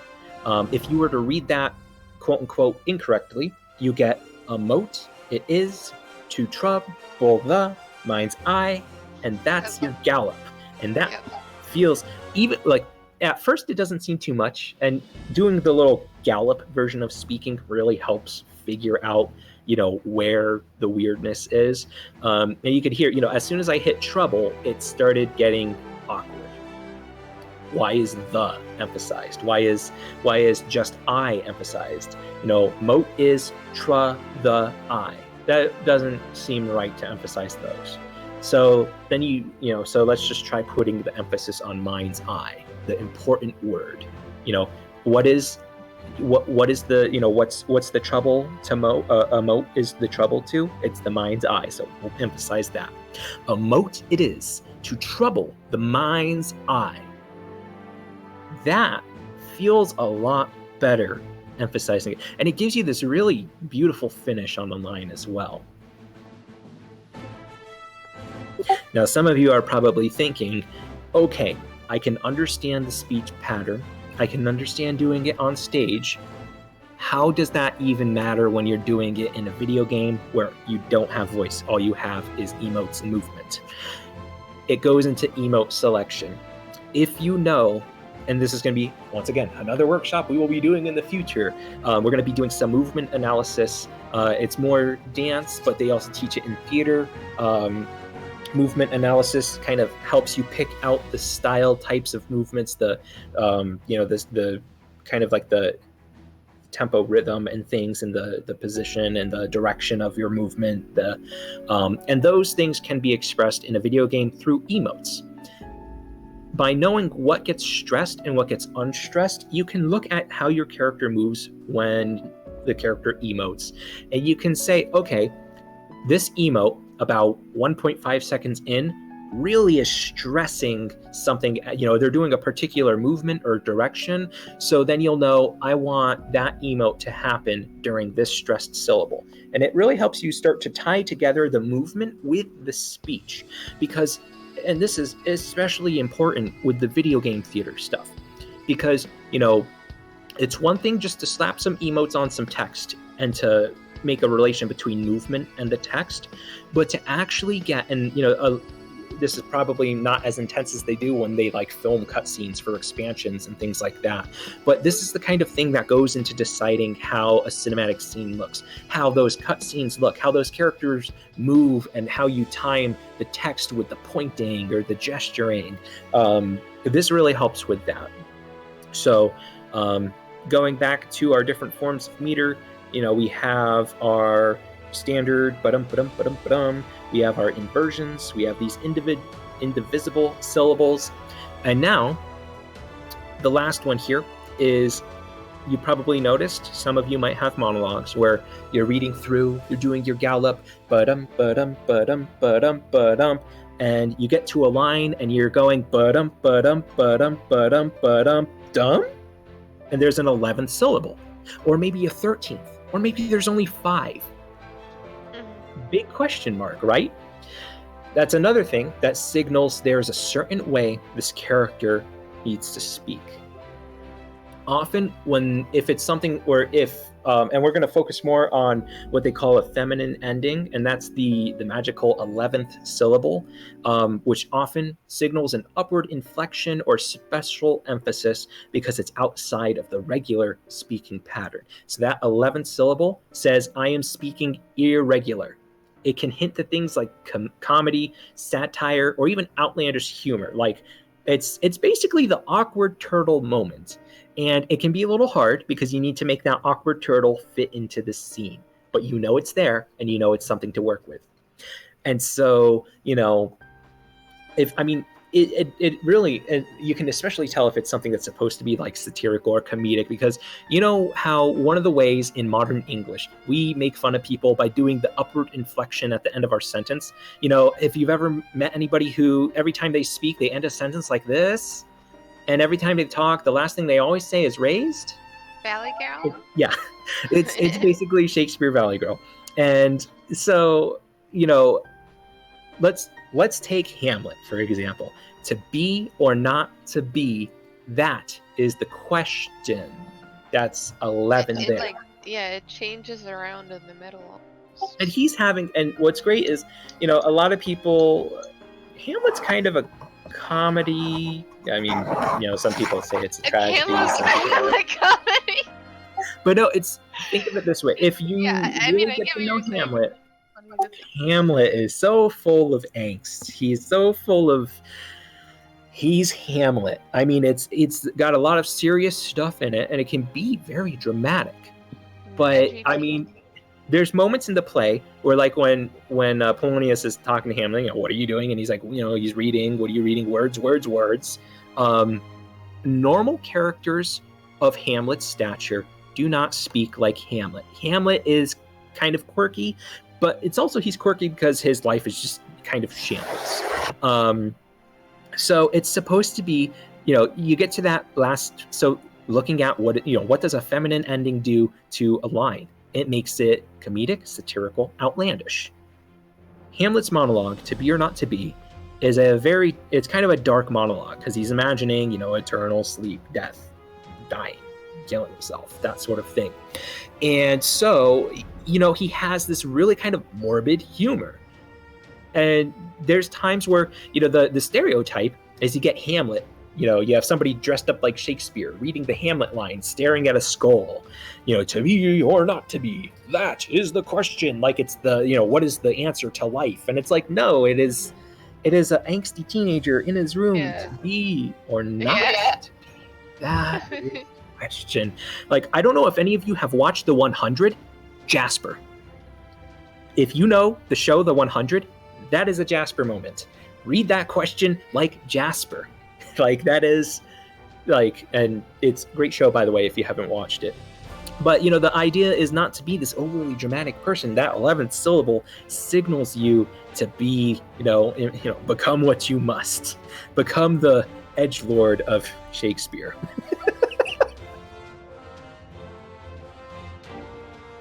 Okay. The edgelord of Shakespeare. Yeah. That's a highlight of this workshop here. Oh yeah. So another neat thing, note, there is also an inversion in that line. To be or not to be, that. So he's posing, he's posing that question at the end there. So, is the question is not very important. That question is important. So the emphasis also gets switched there. So that's kind of a 2-in-1 there. You've got the feminine ending to make it this outlandish, I'm going to be over dramatic here. And then you have the inversion to really milk the emphasis on, I mean, in Hamlet's mind, he is thinking the big questions about life. But on stage, you want people to kind of chuckle at the level of, this is the kind of thing where you almost imagine somebody leaning back with their arm laid over their forehead, like, the question of life. And this also goes back to the bare bones of the character, going back to character analysis. Hamlet is kind of this caricature of angst and whatnot. That, really, I think that's probably why they make a lot of people read it in high school, because they're just like, teenagers, give them Hamlet. They can relate. Philosophy 101, that's Hamlet on a soup can label. Yeah, so I mean, that's the crash course on metered speech. And as you can see, there are a lot of interesting ways to read Shakespeare and to see how it can emphasize and go into, like, how your character acts can play into it, how the lines are set up and how the syllables work out, how that can emphasize and change how you move and how you make acting choices. And at the simplest steps, just doing that ba-dump, ba-dump, ba-dump, ba-dump, that can really help you get a feel for the flow of the lines, for the flow of the character's speech. If you try to do the gallop and you notice that the syllables are all over the place, then your character is clearly something's going on that's making this a rocky monologue for them.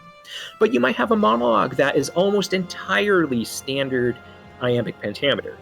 And then that's just a very clean poetic reading. It's probably a character who's very well spoken and isn't really in a big situation. It's a clean read for them. And so, those are some different ways. Just simply reading the script in syllables can help. So, before we move on to the final segment here, beat analysis, does anybody have anything? Maybe there's a particular line in your monologue that you found that is an inversion, an indivisible syllable, or a feminine ending, and you'd like to share.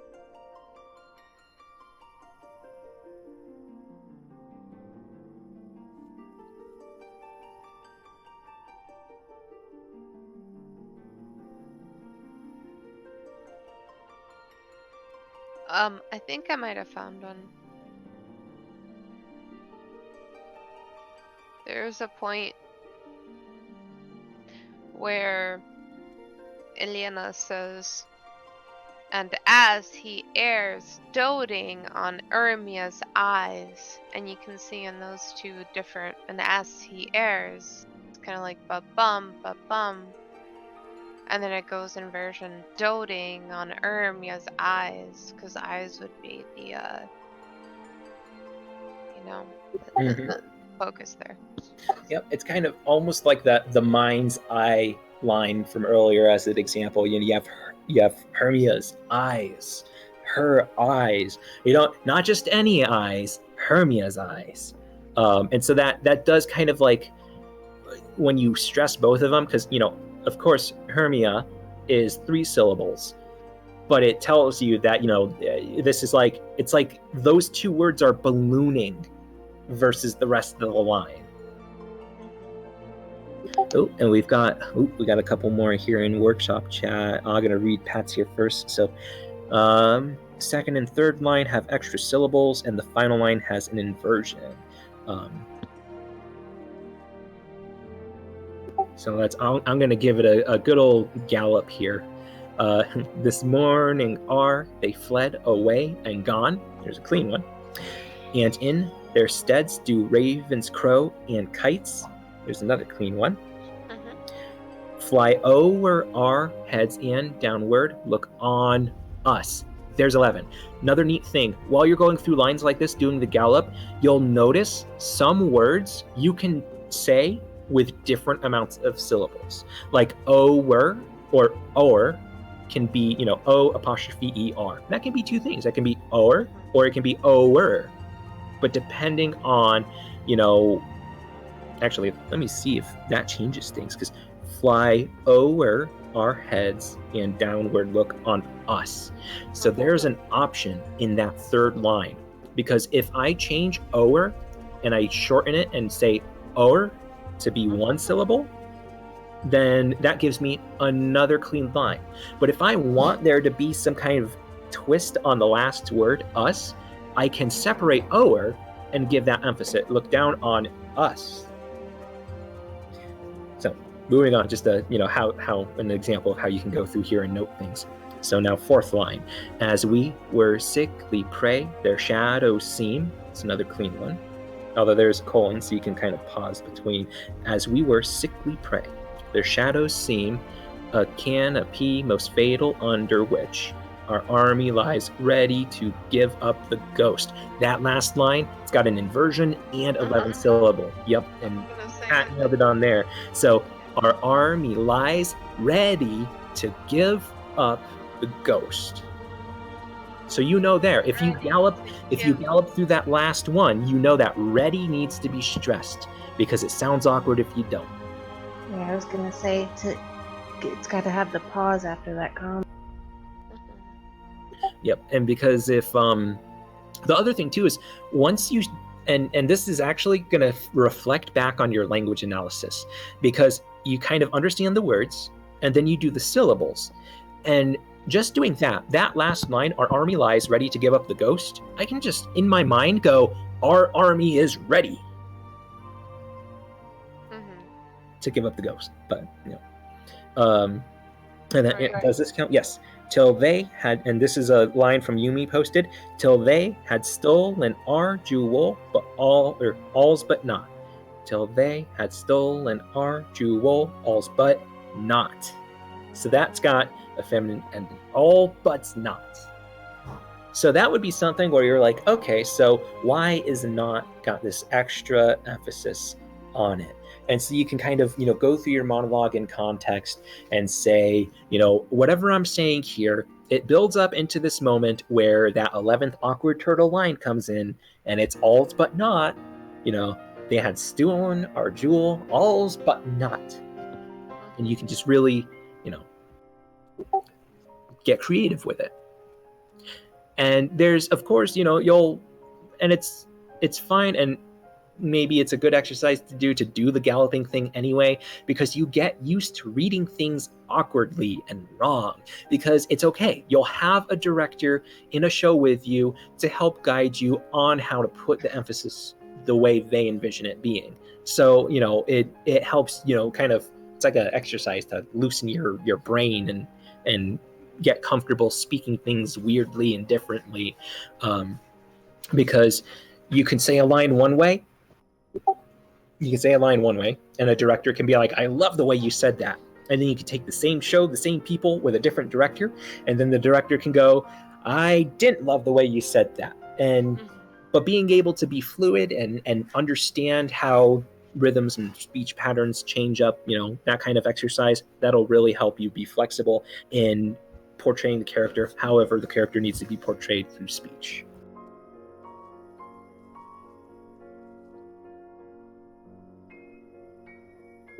Well, that brings us into beat analysis now.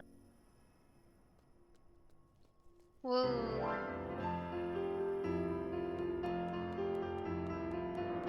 So this is the last part of the workshop. For anybody after beat analysis, you can stick around to work more on monologues with us. Beat analysis is going to be the final step here in understanding your character's place in the scene.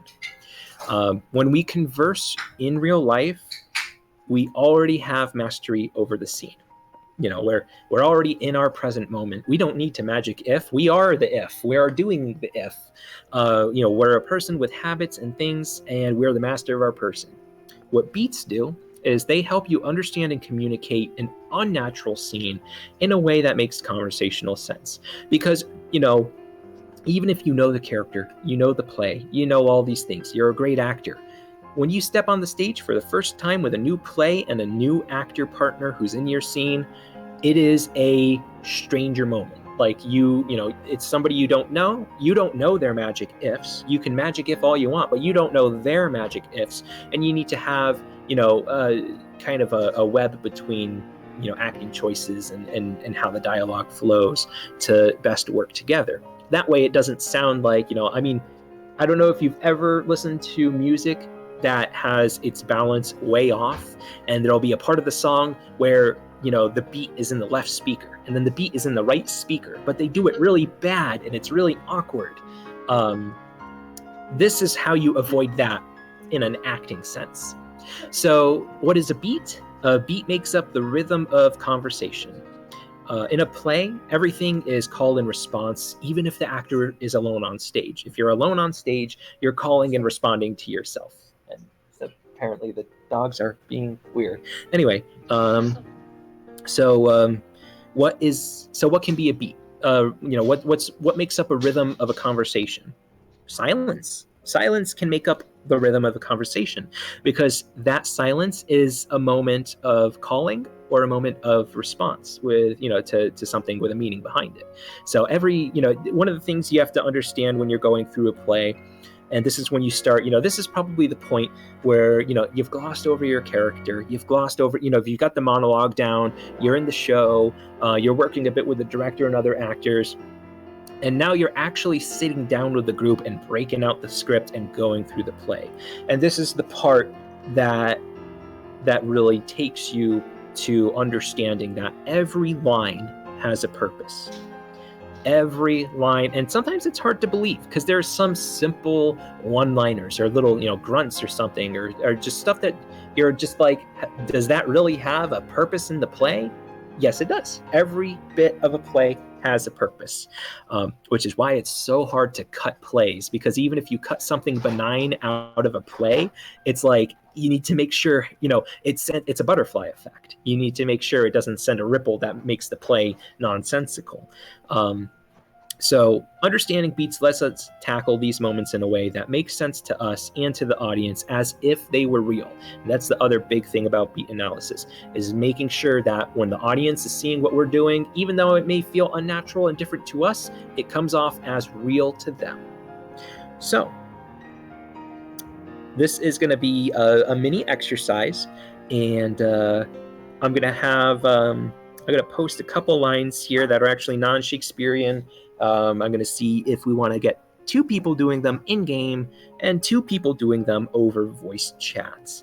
And you don't have to read fancy or anything. I just want you to read these lines, or if you're in-game, you can type an emote. I want you to do them as naturally as possible. However you feel like it should be done, do what you want. Paste text, emotes, how you do things, pausing, not pausing, Sure. however Where you are you want. posting this workshop?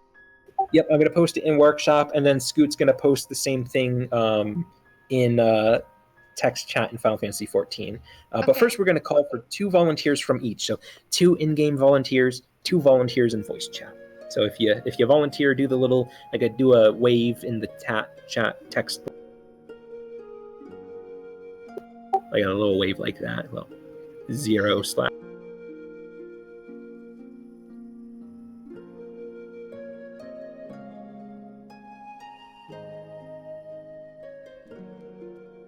All right, so So I'm in really game. happy to do either. I could get a macro together, or I could do voice.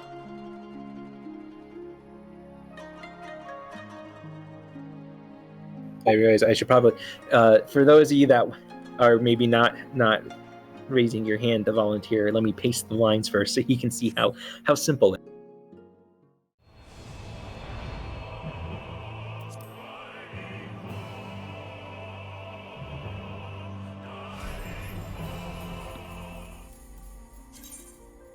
I just figure I should watch for now. It's a very, very well done workshop, though. Thank you for having. Thank you for coming.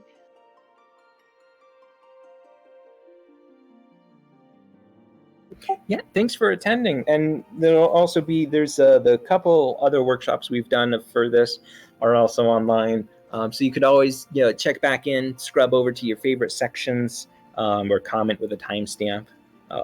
So they'll be on YouTube as well for those that want to refer back to it for some useful material.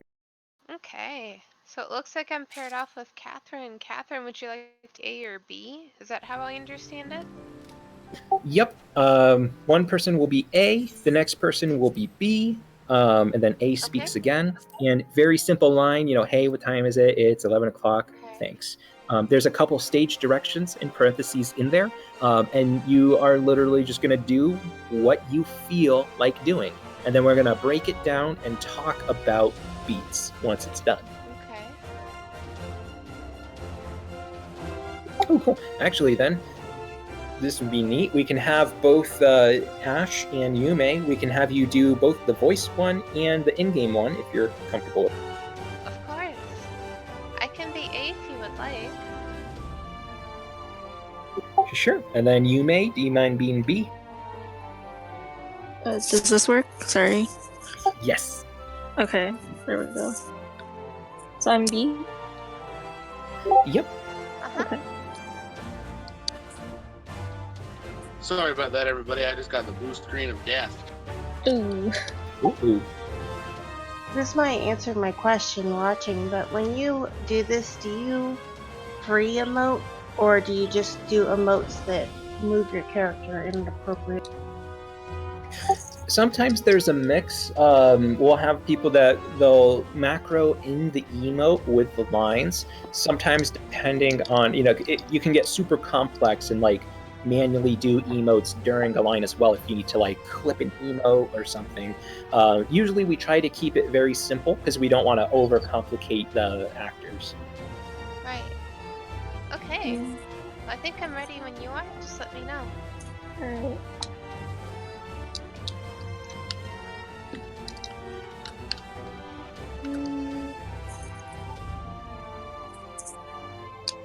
Should we get started? Sorry, give me a little bit more. I'm looking over Oh, my please emotes. take your time. I'm sorry. You're good. I've never done this before, so I'm kind of It's okay. nervous. If you have any questions, please let me know. Mm-hmm.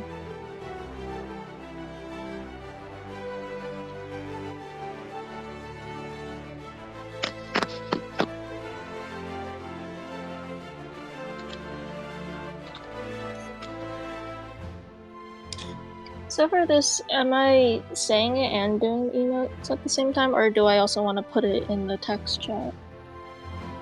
That's a good question. Wonder, should we do the voice lines as we're doing this, or are we just doing one at a time? I would say one at a time might be easier for right now. I know it might take just a quick few seconds to put I mean, I together. could do either. You just let me know. What are you more comfortable with, Catherine? It's just like, if we're doing, like, with the chat, I feel like I would have to make a macro, wouldn't I? Or, like, would I just be typing it in? I would make a macro, and there's a couple of input commands that you can do. So for example, /wait and then space and then an amount of seconds, for example.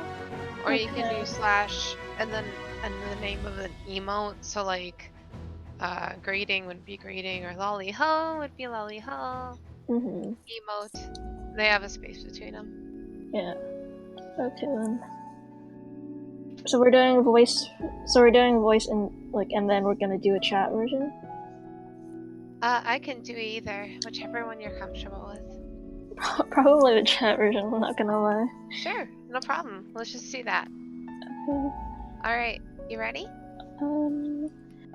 Sorry, let me put together the macro then. Take your time.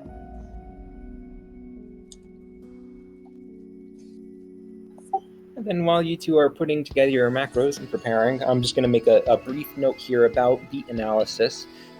There is actually two kinds of beats known for the most part. There's a kind of like a line by line or beat by beat kind of analysis, which is what we're doing here. It should be also noted that there's something called a dramatic beat analysis or dramatic beats, which is more of the dramatic arc of a play or a movie. And those beats are more in like if you've ever done like the writing or the script writing workshop, where you actually draw out an arc on the page and you have your climax and whatnot.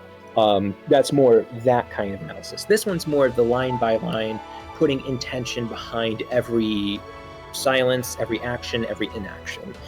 Then this is more to help you get the flow of the character's speech versus the overall dramatic beat of the play.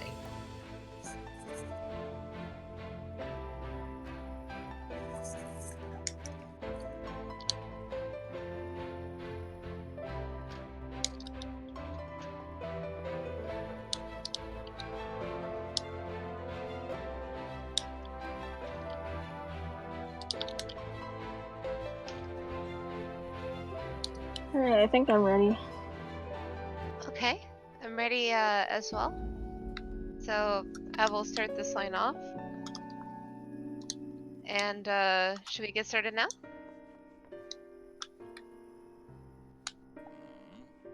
Oh, is that towards me? Sorry.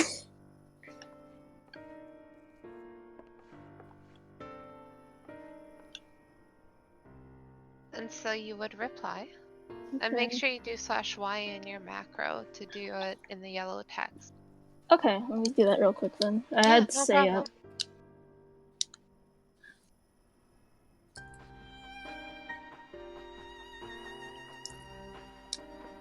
Let me know when you're ready and I can redo it. Alright, I'm ready. Okay, so here I go. Walking up.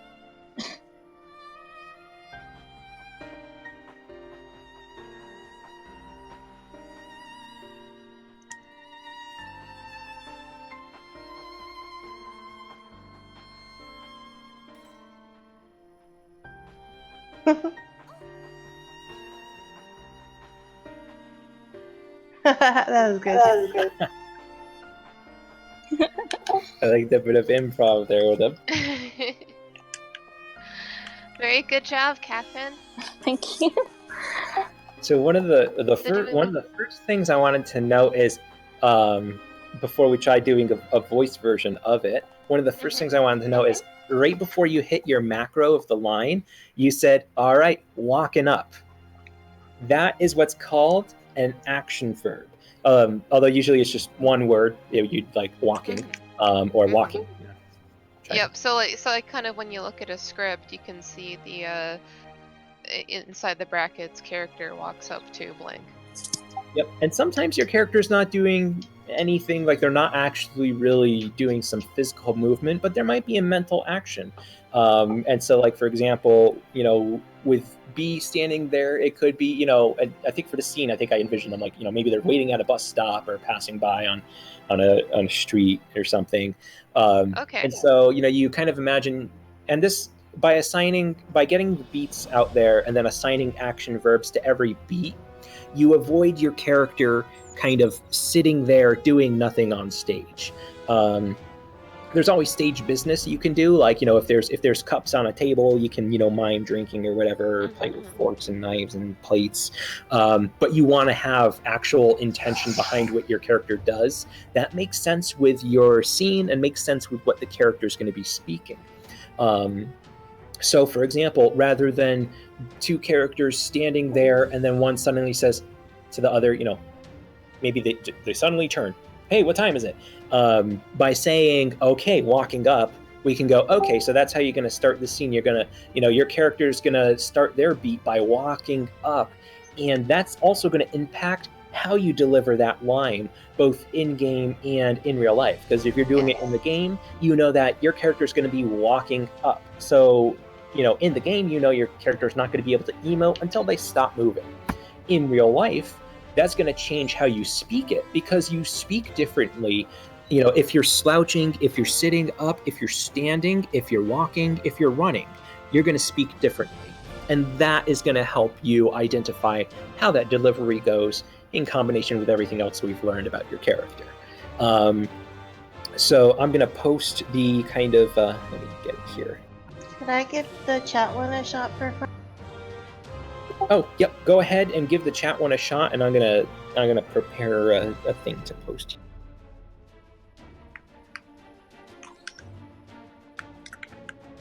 Do you mind doing that with me? Pardon me? Can I take over the second spot and try? Of course. Do you mind if I still do part A, Wanderer? Yeah, go ahead. Okay. Let me know when you're ready. I'm ready.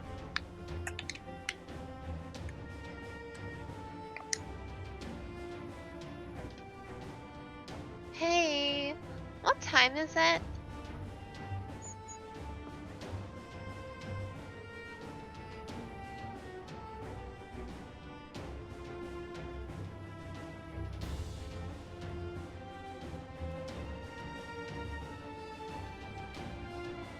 Sorry, my hands are injured, so I type really slow.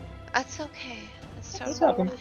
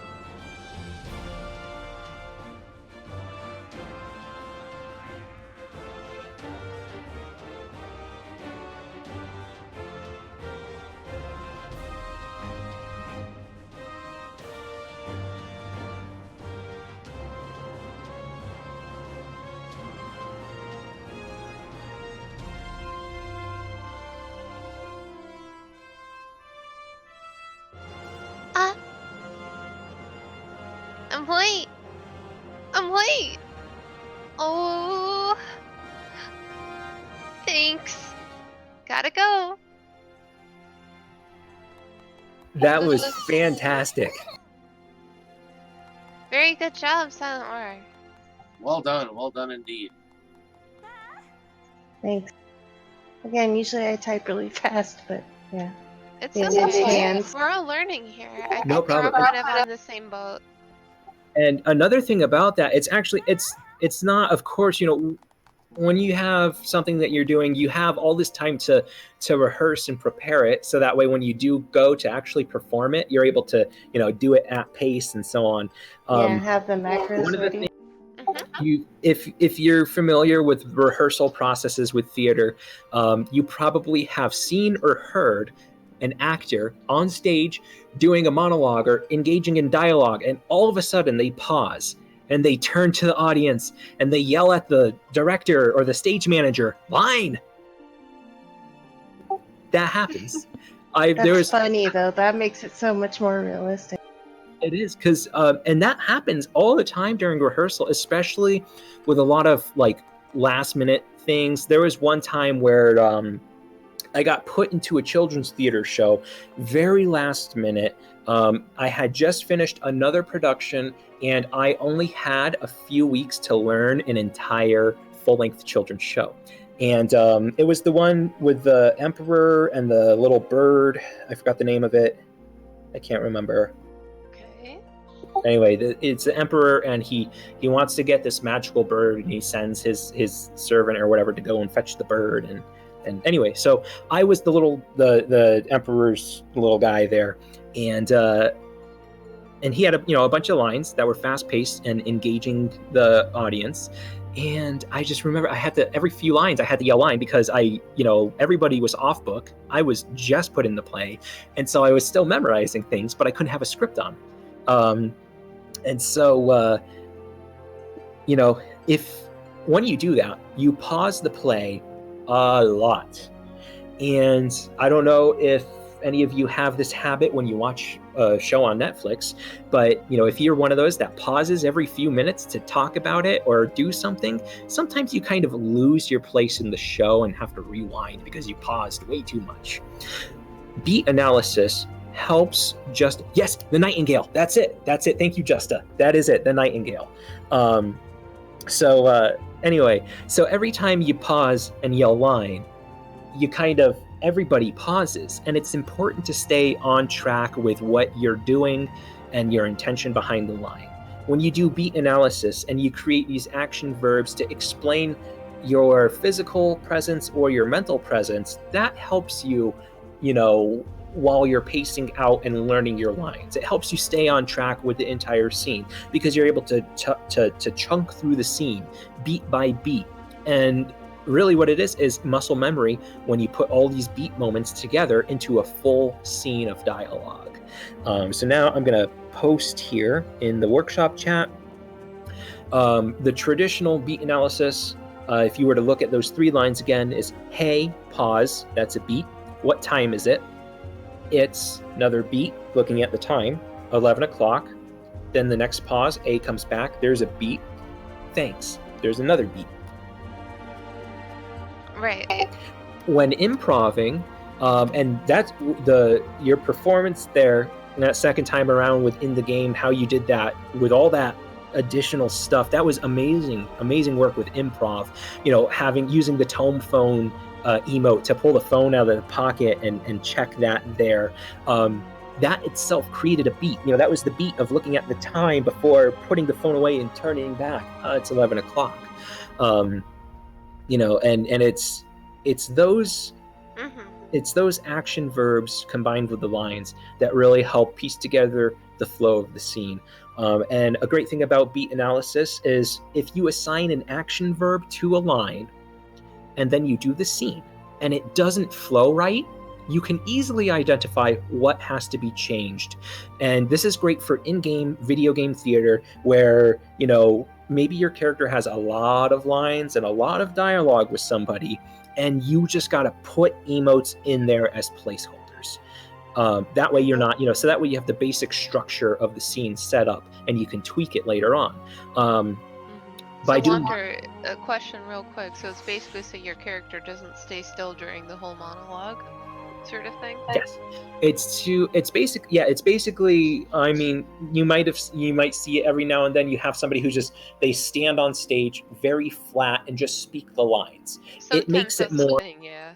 Yeah, I mean, sometimes it is a thing, but it helps make the play more alive and realistic to the viewers.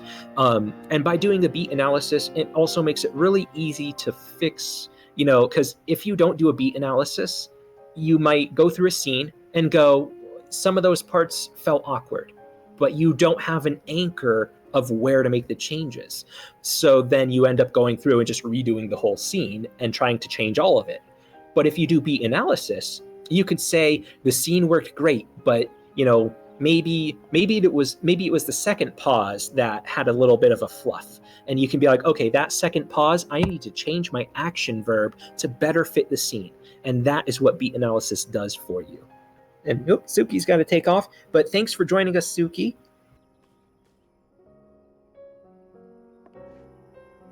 Thank you for coming. All right, so that's beat analysis. Fortunately, it's not super prevalent during monologues. Well, maybe it is. It's still kind of prevalent in monologues because, like I said earlier, a monologue, even a soliloquy, is call and response with yourself as a character. Your character, it's going back to Hamlet, to be or not to be. That is a question. That is a question. He's a hypothetical kind of posing to himself. So he's calling to himself for a response using his inner monologue to fuel that response. So that's going to start going into what you do once you have a beat analysis complete. You've got action verbs, you've got mental action verbs, you have your lines split up so the play, your character, how it all fits together moment by moment. So what do you do to fill out the rest? You do a line analysis. And this is something that's going to be in the character development workshop later on, because this is a daunting task, but it is literally the icing on the theatrical cake. The chocolate, vanilla, or strawberry cake, I guess. How many candles do you want? Geez, all of them. So every moment that drives the conversation is a beat, and every beat contains a line or silence that carry meaning, action or inaction. This task can be daunting, like I said, but it's super useful in breaking down a character's lines in scripts to learn why you say what you say, when you say it, over the course of the entire scene. So, that's a mouthful. I'll say it one more time. Line analysis is useful to break down a character's lines in a script to learn why you say what you say, when you say it, over the course of a whole scene. 5 points. Yep. Number 1. It's almost like putting yourself into their shoes. It is. So here are the 5 points. And if you really want to do this on your own anyway, because this is actually a really fun writing exercise. Like I said, it's great for character development workshops. So here's the 5 points. When you have a beat, look at your beat, what your character is saying, doing, not doing, and ask yourself, number 1, intention. What is your commitment? What are you committed to in this scene? Are you reaching? And this can also go into your movement analysis if your character's action, verb, and line is based on movement. What is your commitment in this scene? What are you trying to get done? Well, actually, physical action will be the second one. So this is more like, the purpose of your line. Are you trying to, gain favor with the person? You're trying to get something. You're checking the time on your phone. I'm trying to get the information. Number 2, physical action. What are you literally doing? Are you standing still? Are you standing in a relaxed pose? Are you swiftly walking? Are you moving? There's a bit more for the next one to explain your movement, but this is where, are you reaching? Are you pointing? Are you doing some kind of movement? Label that under number 2. Number 3, your tempo, rhythm. How is your movement? Characters do not, in a video game, they can move their tempo rhythm a bit. You can have a different pace.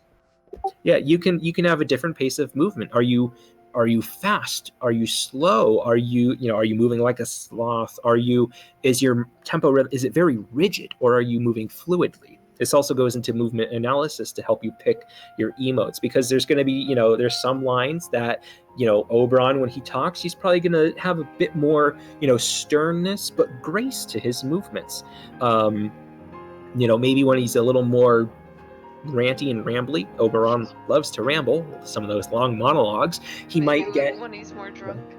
yeah, he might get a little more human with his movements rather than that of a Fey king. You start to see the humanity behind a character that's supposed to be the fairy king. You're just like, oh, he's being a little bit of a butt here. So that can be part of your tempo rhythm. Number 4, inner monologue. What's your truth? This is really what's inside your character, what's going on. These are your feelings, your inner monologue, so to speak. And then the final one is subtext. This is, especially with Shakespeare, this is where modern translation stuff can come into play. This is what's really going on here. Like TLDR. Literally, number 5 is TLDR, your line, your beat. So if you look at that simple exchange of A, B, and A, that's what, 4 beats? Yeah, that's 4 beats there. And so that's 4 sets of these 5 points. So you can see how line analysis can get really daunting, because in a play like Shakespeare, you've got, our script is 45 pages long. So if somebody did a line analysis, and I've had to do them, and they get long, but they force you to fill out the entirety of the play. They force you to fill out the entirety of your character. If you get through all 5 segments of this workshop and you put together the script, your character, the language that he's speaking or she's speaking, you understand the language, you break down the character and you ask all the magic ifs, you can, you get to know your character so well that you can write and improv a biography of their life. You understand the speech, how they speak, when they're speaking, why they speak the way they speak and how that impacts your acting choices, going into your beat analysis, how they impact the decisions you make during those lines. You get all of that done and you add line analysis on top of that, you will have no question about your character. I almost guarantee, I don't want to say I guarantee it, because I believe in a what if that somebody could not know something about their character after doing all this work or the play. But if you do all of this, I want to almost guarantee you will never have a question about acting choices, about your character, or about where your character fits in the play. And the amazing part, to finish this workshop off with, the amazing part about all of this is if you do this for a monologue, just a simple monologue to be used for an audition, imagine what you can do with an entire play. It's a very powerful tool going through these things, and there's a lot more that you can learn in each segment. And that's why people go off for years to study acting, because there's so much that can go into it. But just these fundamental tools and taking the time to truly build out your character, understand your monologue, and do a performance with it like this, with all of this behind it, it can greatly enhance what you're able to do, how you're able to portray and perform the character. And also it really helps, it takes things to the next level. If you do role playing in Final Fantasy XIV, if you do theatrical stuff in video games, if you make cool videos, music videos, if you do like what Denmo does, you learn this stuff, it's going to help you with your writing. It's going to help you with storyboarding your work. It's going to help you with plot writing and role play. It's going to help you show up at role playing events and just engage better. You can take what you do, and here's the great thing. If you're doing all of this in a video game, everything that you've learned here put into macros, you can take this in real life too, because you'll have written a lot of the acting homework just doing this in making macros or typing it out for characters in a game, because you'll take that monologue and you'll step up on a stage in real life and you'll build the macro in your head. But rather than having the limitations of basically a puppet in a video game in a virtual world, you'll have freedom of your body on a stage and your voice rather than a chat log. And so you can take what you do with this in a video game and you can put it in real life. And those that do it in real life with real life experience, you can bring it into the game environment to enhance the arts within gaming. And that was the whole point of this workshop. So I hope that all of you have learned a lot today with us, that can take a lot of this home with you and do some good with it. And I hope you look forward to our future workshops. Like I said, we're going to be covering more about acting technique, development, acting exercises. We are probably going to do some stuff with movement analysis, Stanislavski, and improv. So please look forward to those. And everybody who attended today, if you're interested in being a part of A Midsummer Night's Dream, your participation in this workshop is counting as an audition. All you have to do is give Emmy here your character name, send us a message on Discord, her Discord handle here, she's Nanamo in the chat here, or send me a message, and just let us know that you are interested in the play, and we'll put you on the list and note you down. We are going to try and get things casted this weekend. We're going to sit down, discuss, and whatnot. So thank you all for coming, and we're going to just leave it a bit open-ended here for anybody that wants to go through doing a full monologue with us, or even a short excerpt of a monologue to work on some audition techniques, help put together macros, or do some speech stuff. Or if you want to run a mock audition, you can do an audition with us, but we'll use this time now to kind of just hang out. If you've got somewhere to be, feel free to leave. We're probably going to hang around here and chat for a while, though. But thank you all for coming, and thank you for supporting the arts. Thank you very much. And like I promised at the end of this, I would explain all the doohickeys and thingies about A Stage Reborn. So for those that don't know, A Stage Reborn is a 501c3 nonprofit. We are a charitable entity. Our purpose is making arts more accessible, arts opportunities and experiences. We transform the traditional concepts of what it means to do the arts, from doing virtual theater to making opportunities within our own staff team to develop on visual and performing arts skills, finding every way to make and break a stage in real life and in virtual spaces. We're still a young nonprofit. We have, sky's the limit. We're going to keep finding ways that we can bring the arts anywhere and everywhere we can transform them. You can learn more on our website, astagereborn.com. You can go to astagereborn.com/donate to see every way that you can support our charitable organization. Your help, there's a little Discord room that's under supporters called donating. It kind of gives you an explanation of what supporting us does. Some of it goes into getting, materials. One of the things we'd like to do is actually get some acting method books on our stuff. So that way, when we get into the acting workshops, we're able to actually, teach you the things that some of us learned in acting school, like, with Stanislavski, Meisner. Some of it goes into developing programs and activities, giving our artists the ability to, have the tools and things to create creative works, to create cinematic versions of our videos. We'd like to provide them with the tools so they don't have to have those expenses out of pocket. We're able to do that for them. Being a nonprofit, we get a lot of discounts on things, so we're able to do it rather than them having the expense of paying the full price out of pocket. We are looking at going to conventions and running panels, workshops, and things like that. Like this kind of workshop, one of our upcoming hopes is to get into VR a little bit, so that way we can go to a convention, run a Shakespeare workshop like this, do it for the people live at the convention, but also those who tune in onto VR or whatever game we're able to get into. So your support helps with that. And ultimately, one day we do want to bring everything full circle by being able to host a local community space where people can bring arts, gaming, experiences, theater, performing, and accessibility to the arts all together, both in real life and in a virtual world. So lots of excitement for the future, lots of stuff we do. You can support us on patreon.com/astagereborn.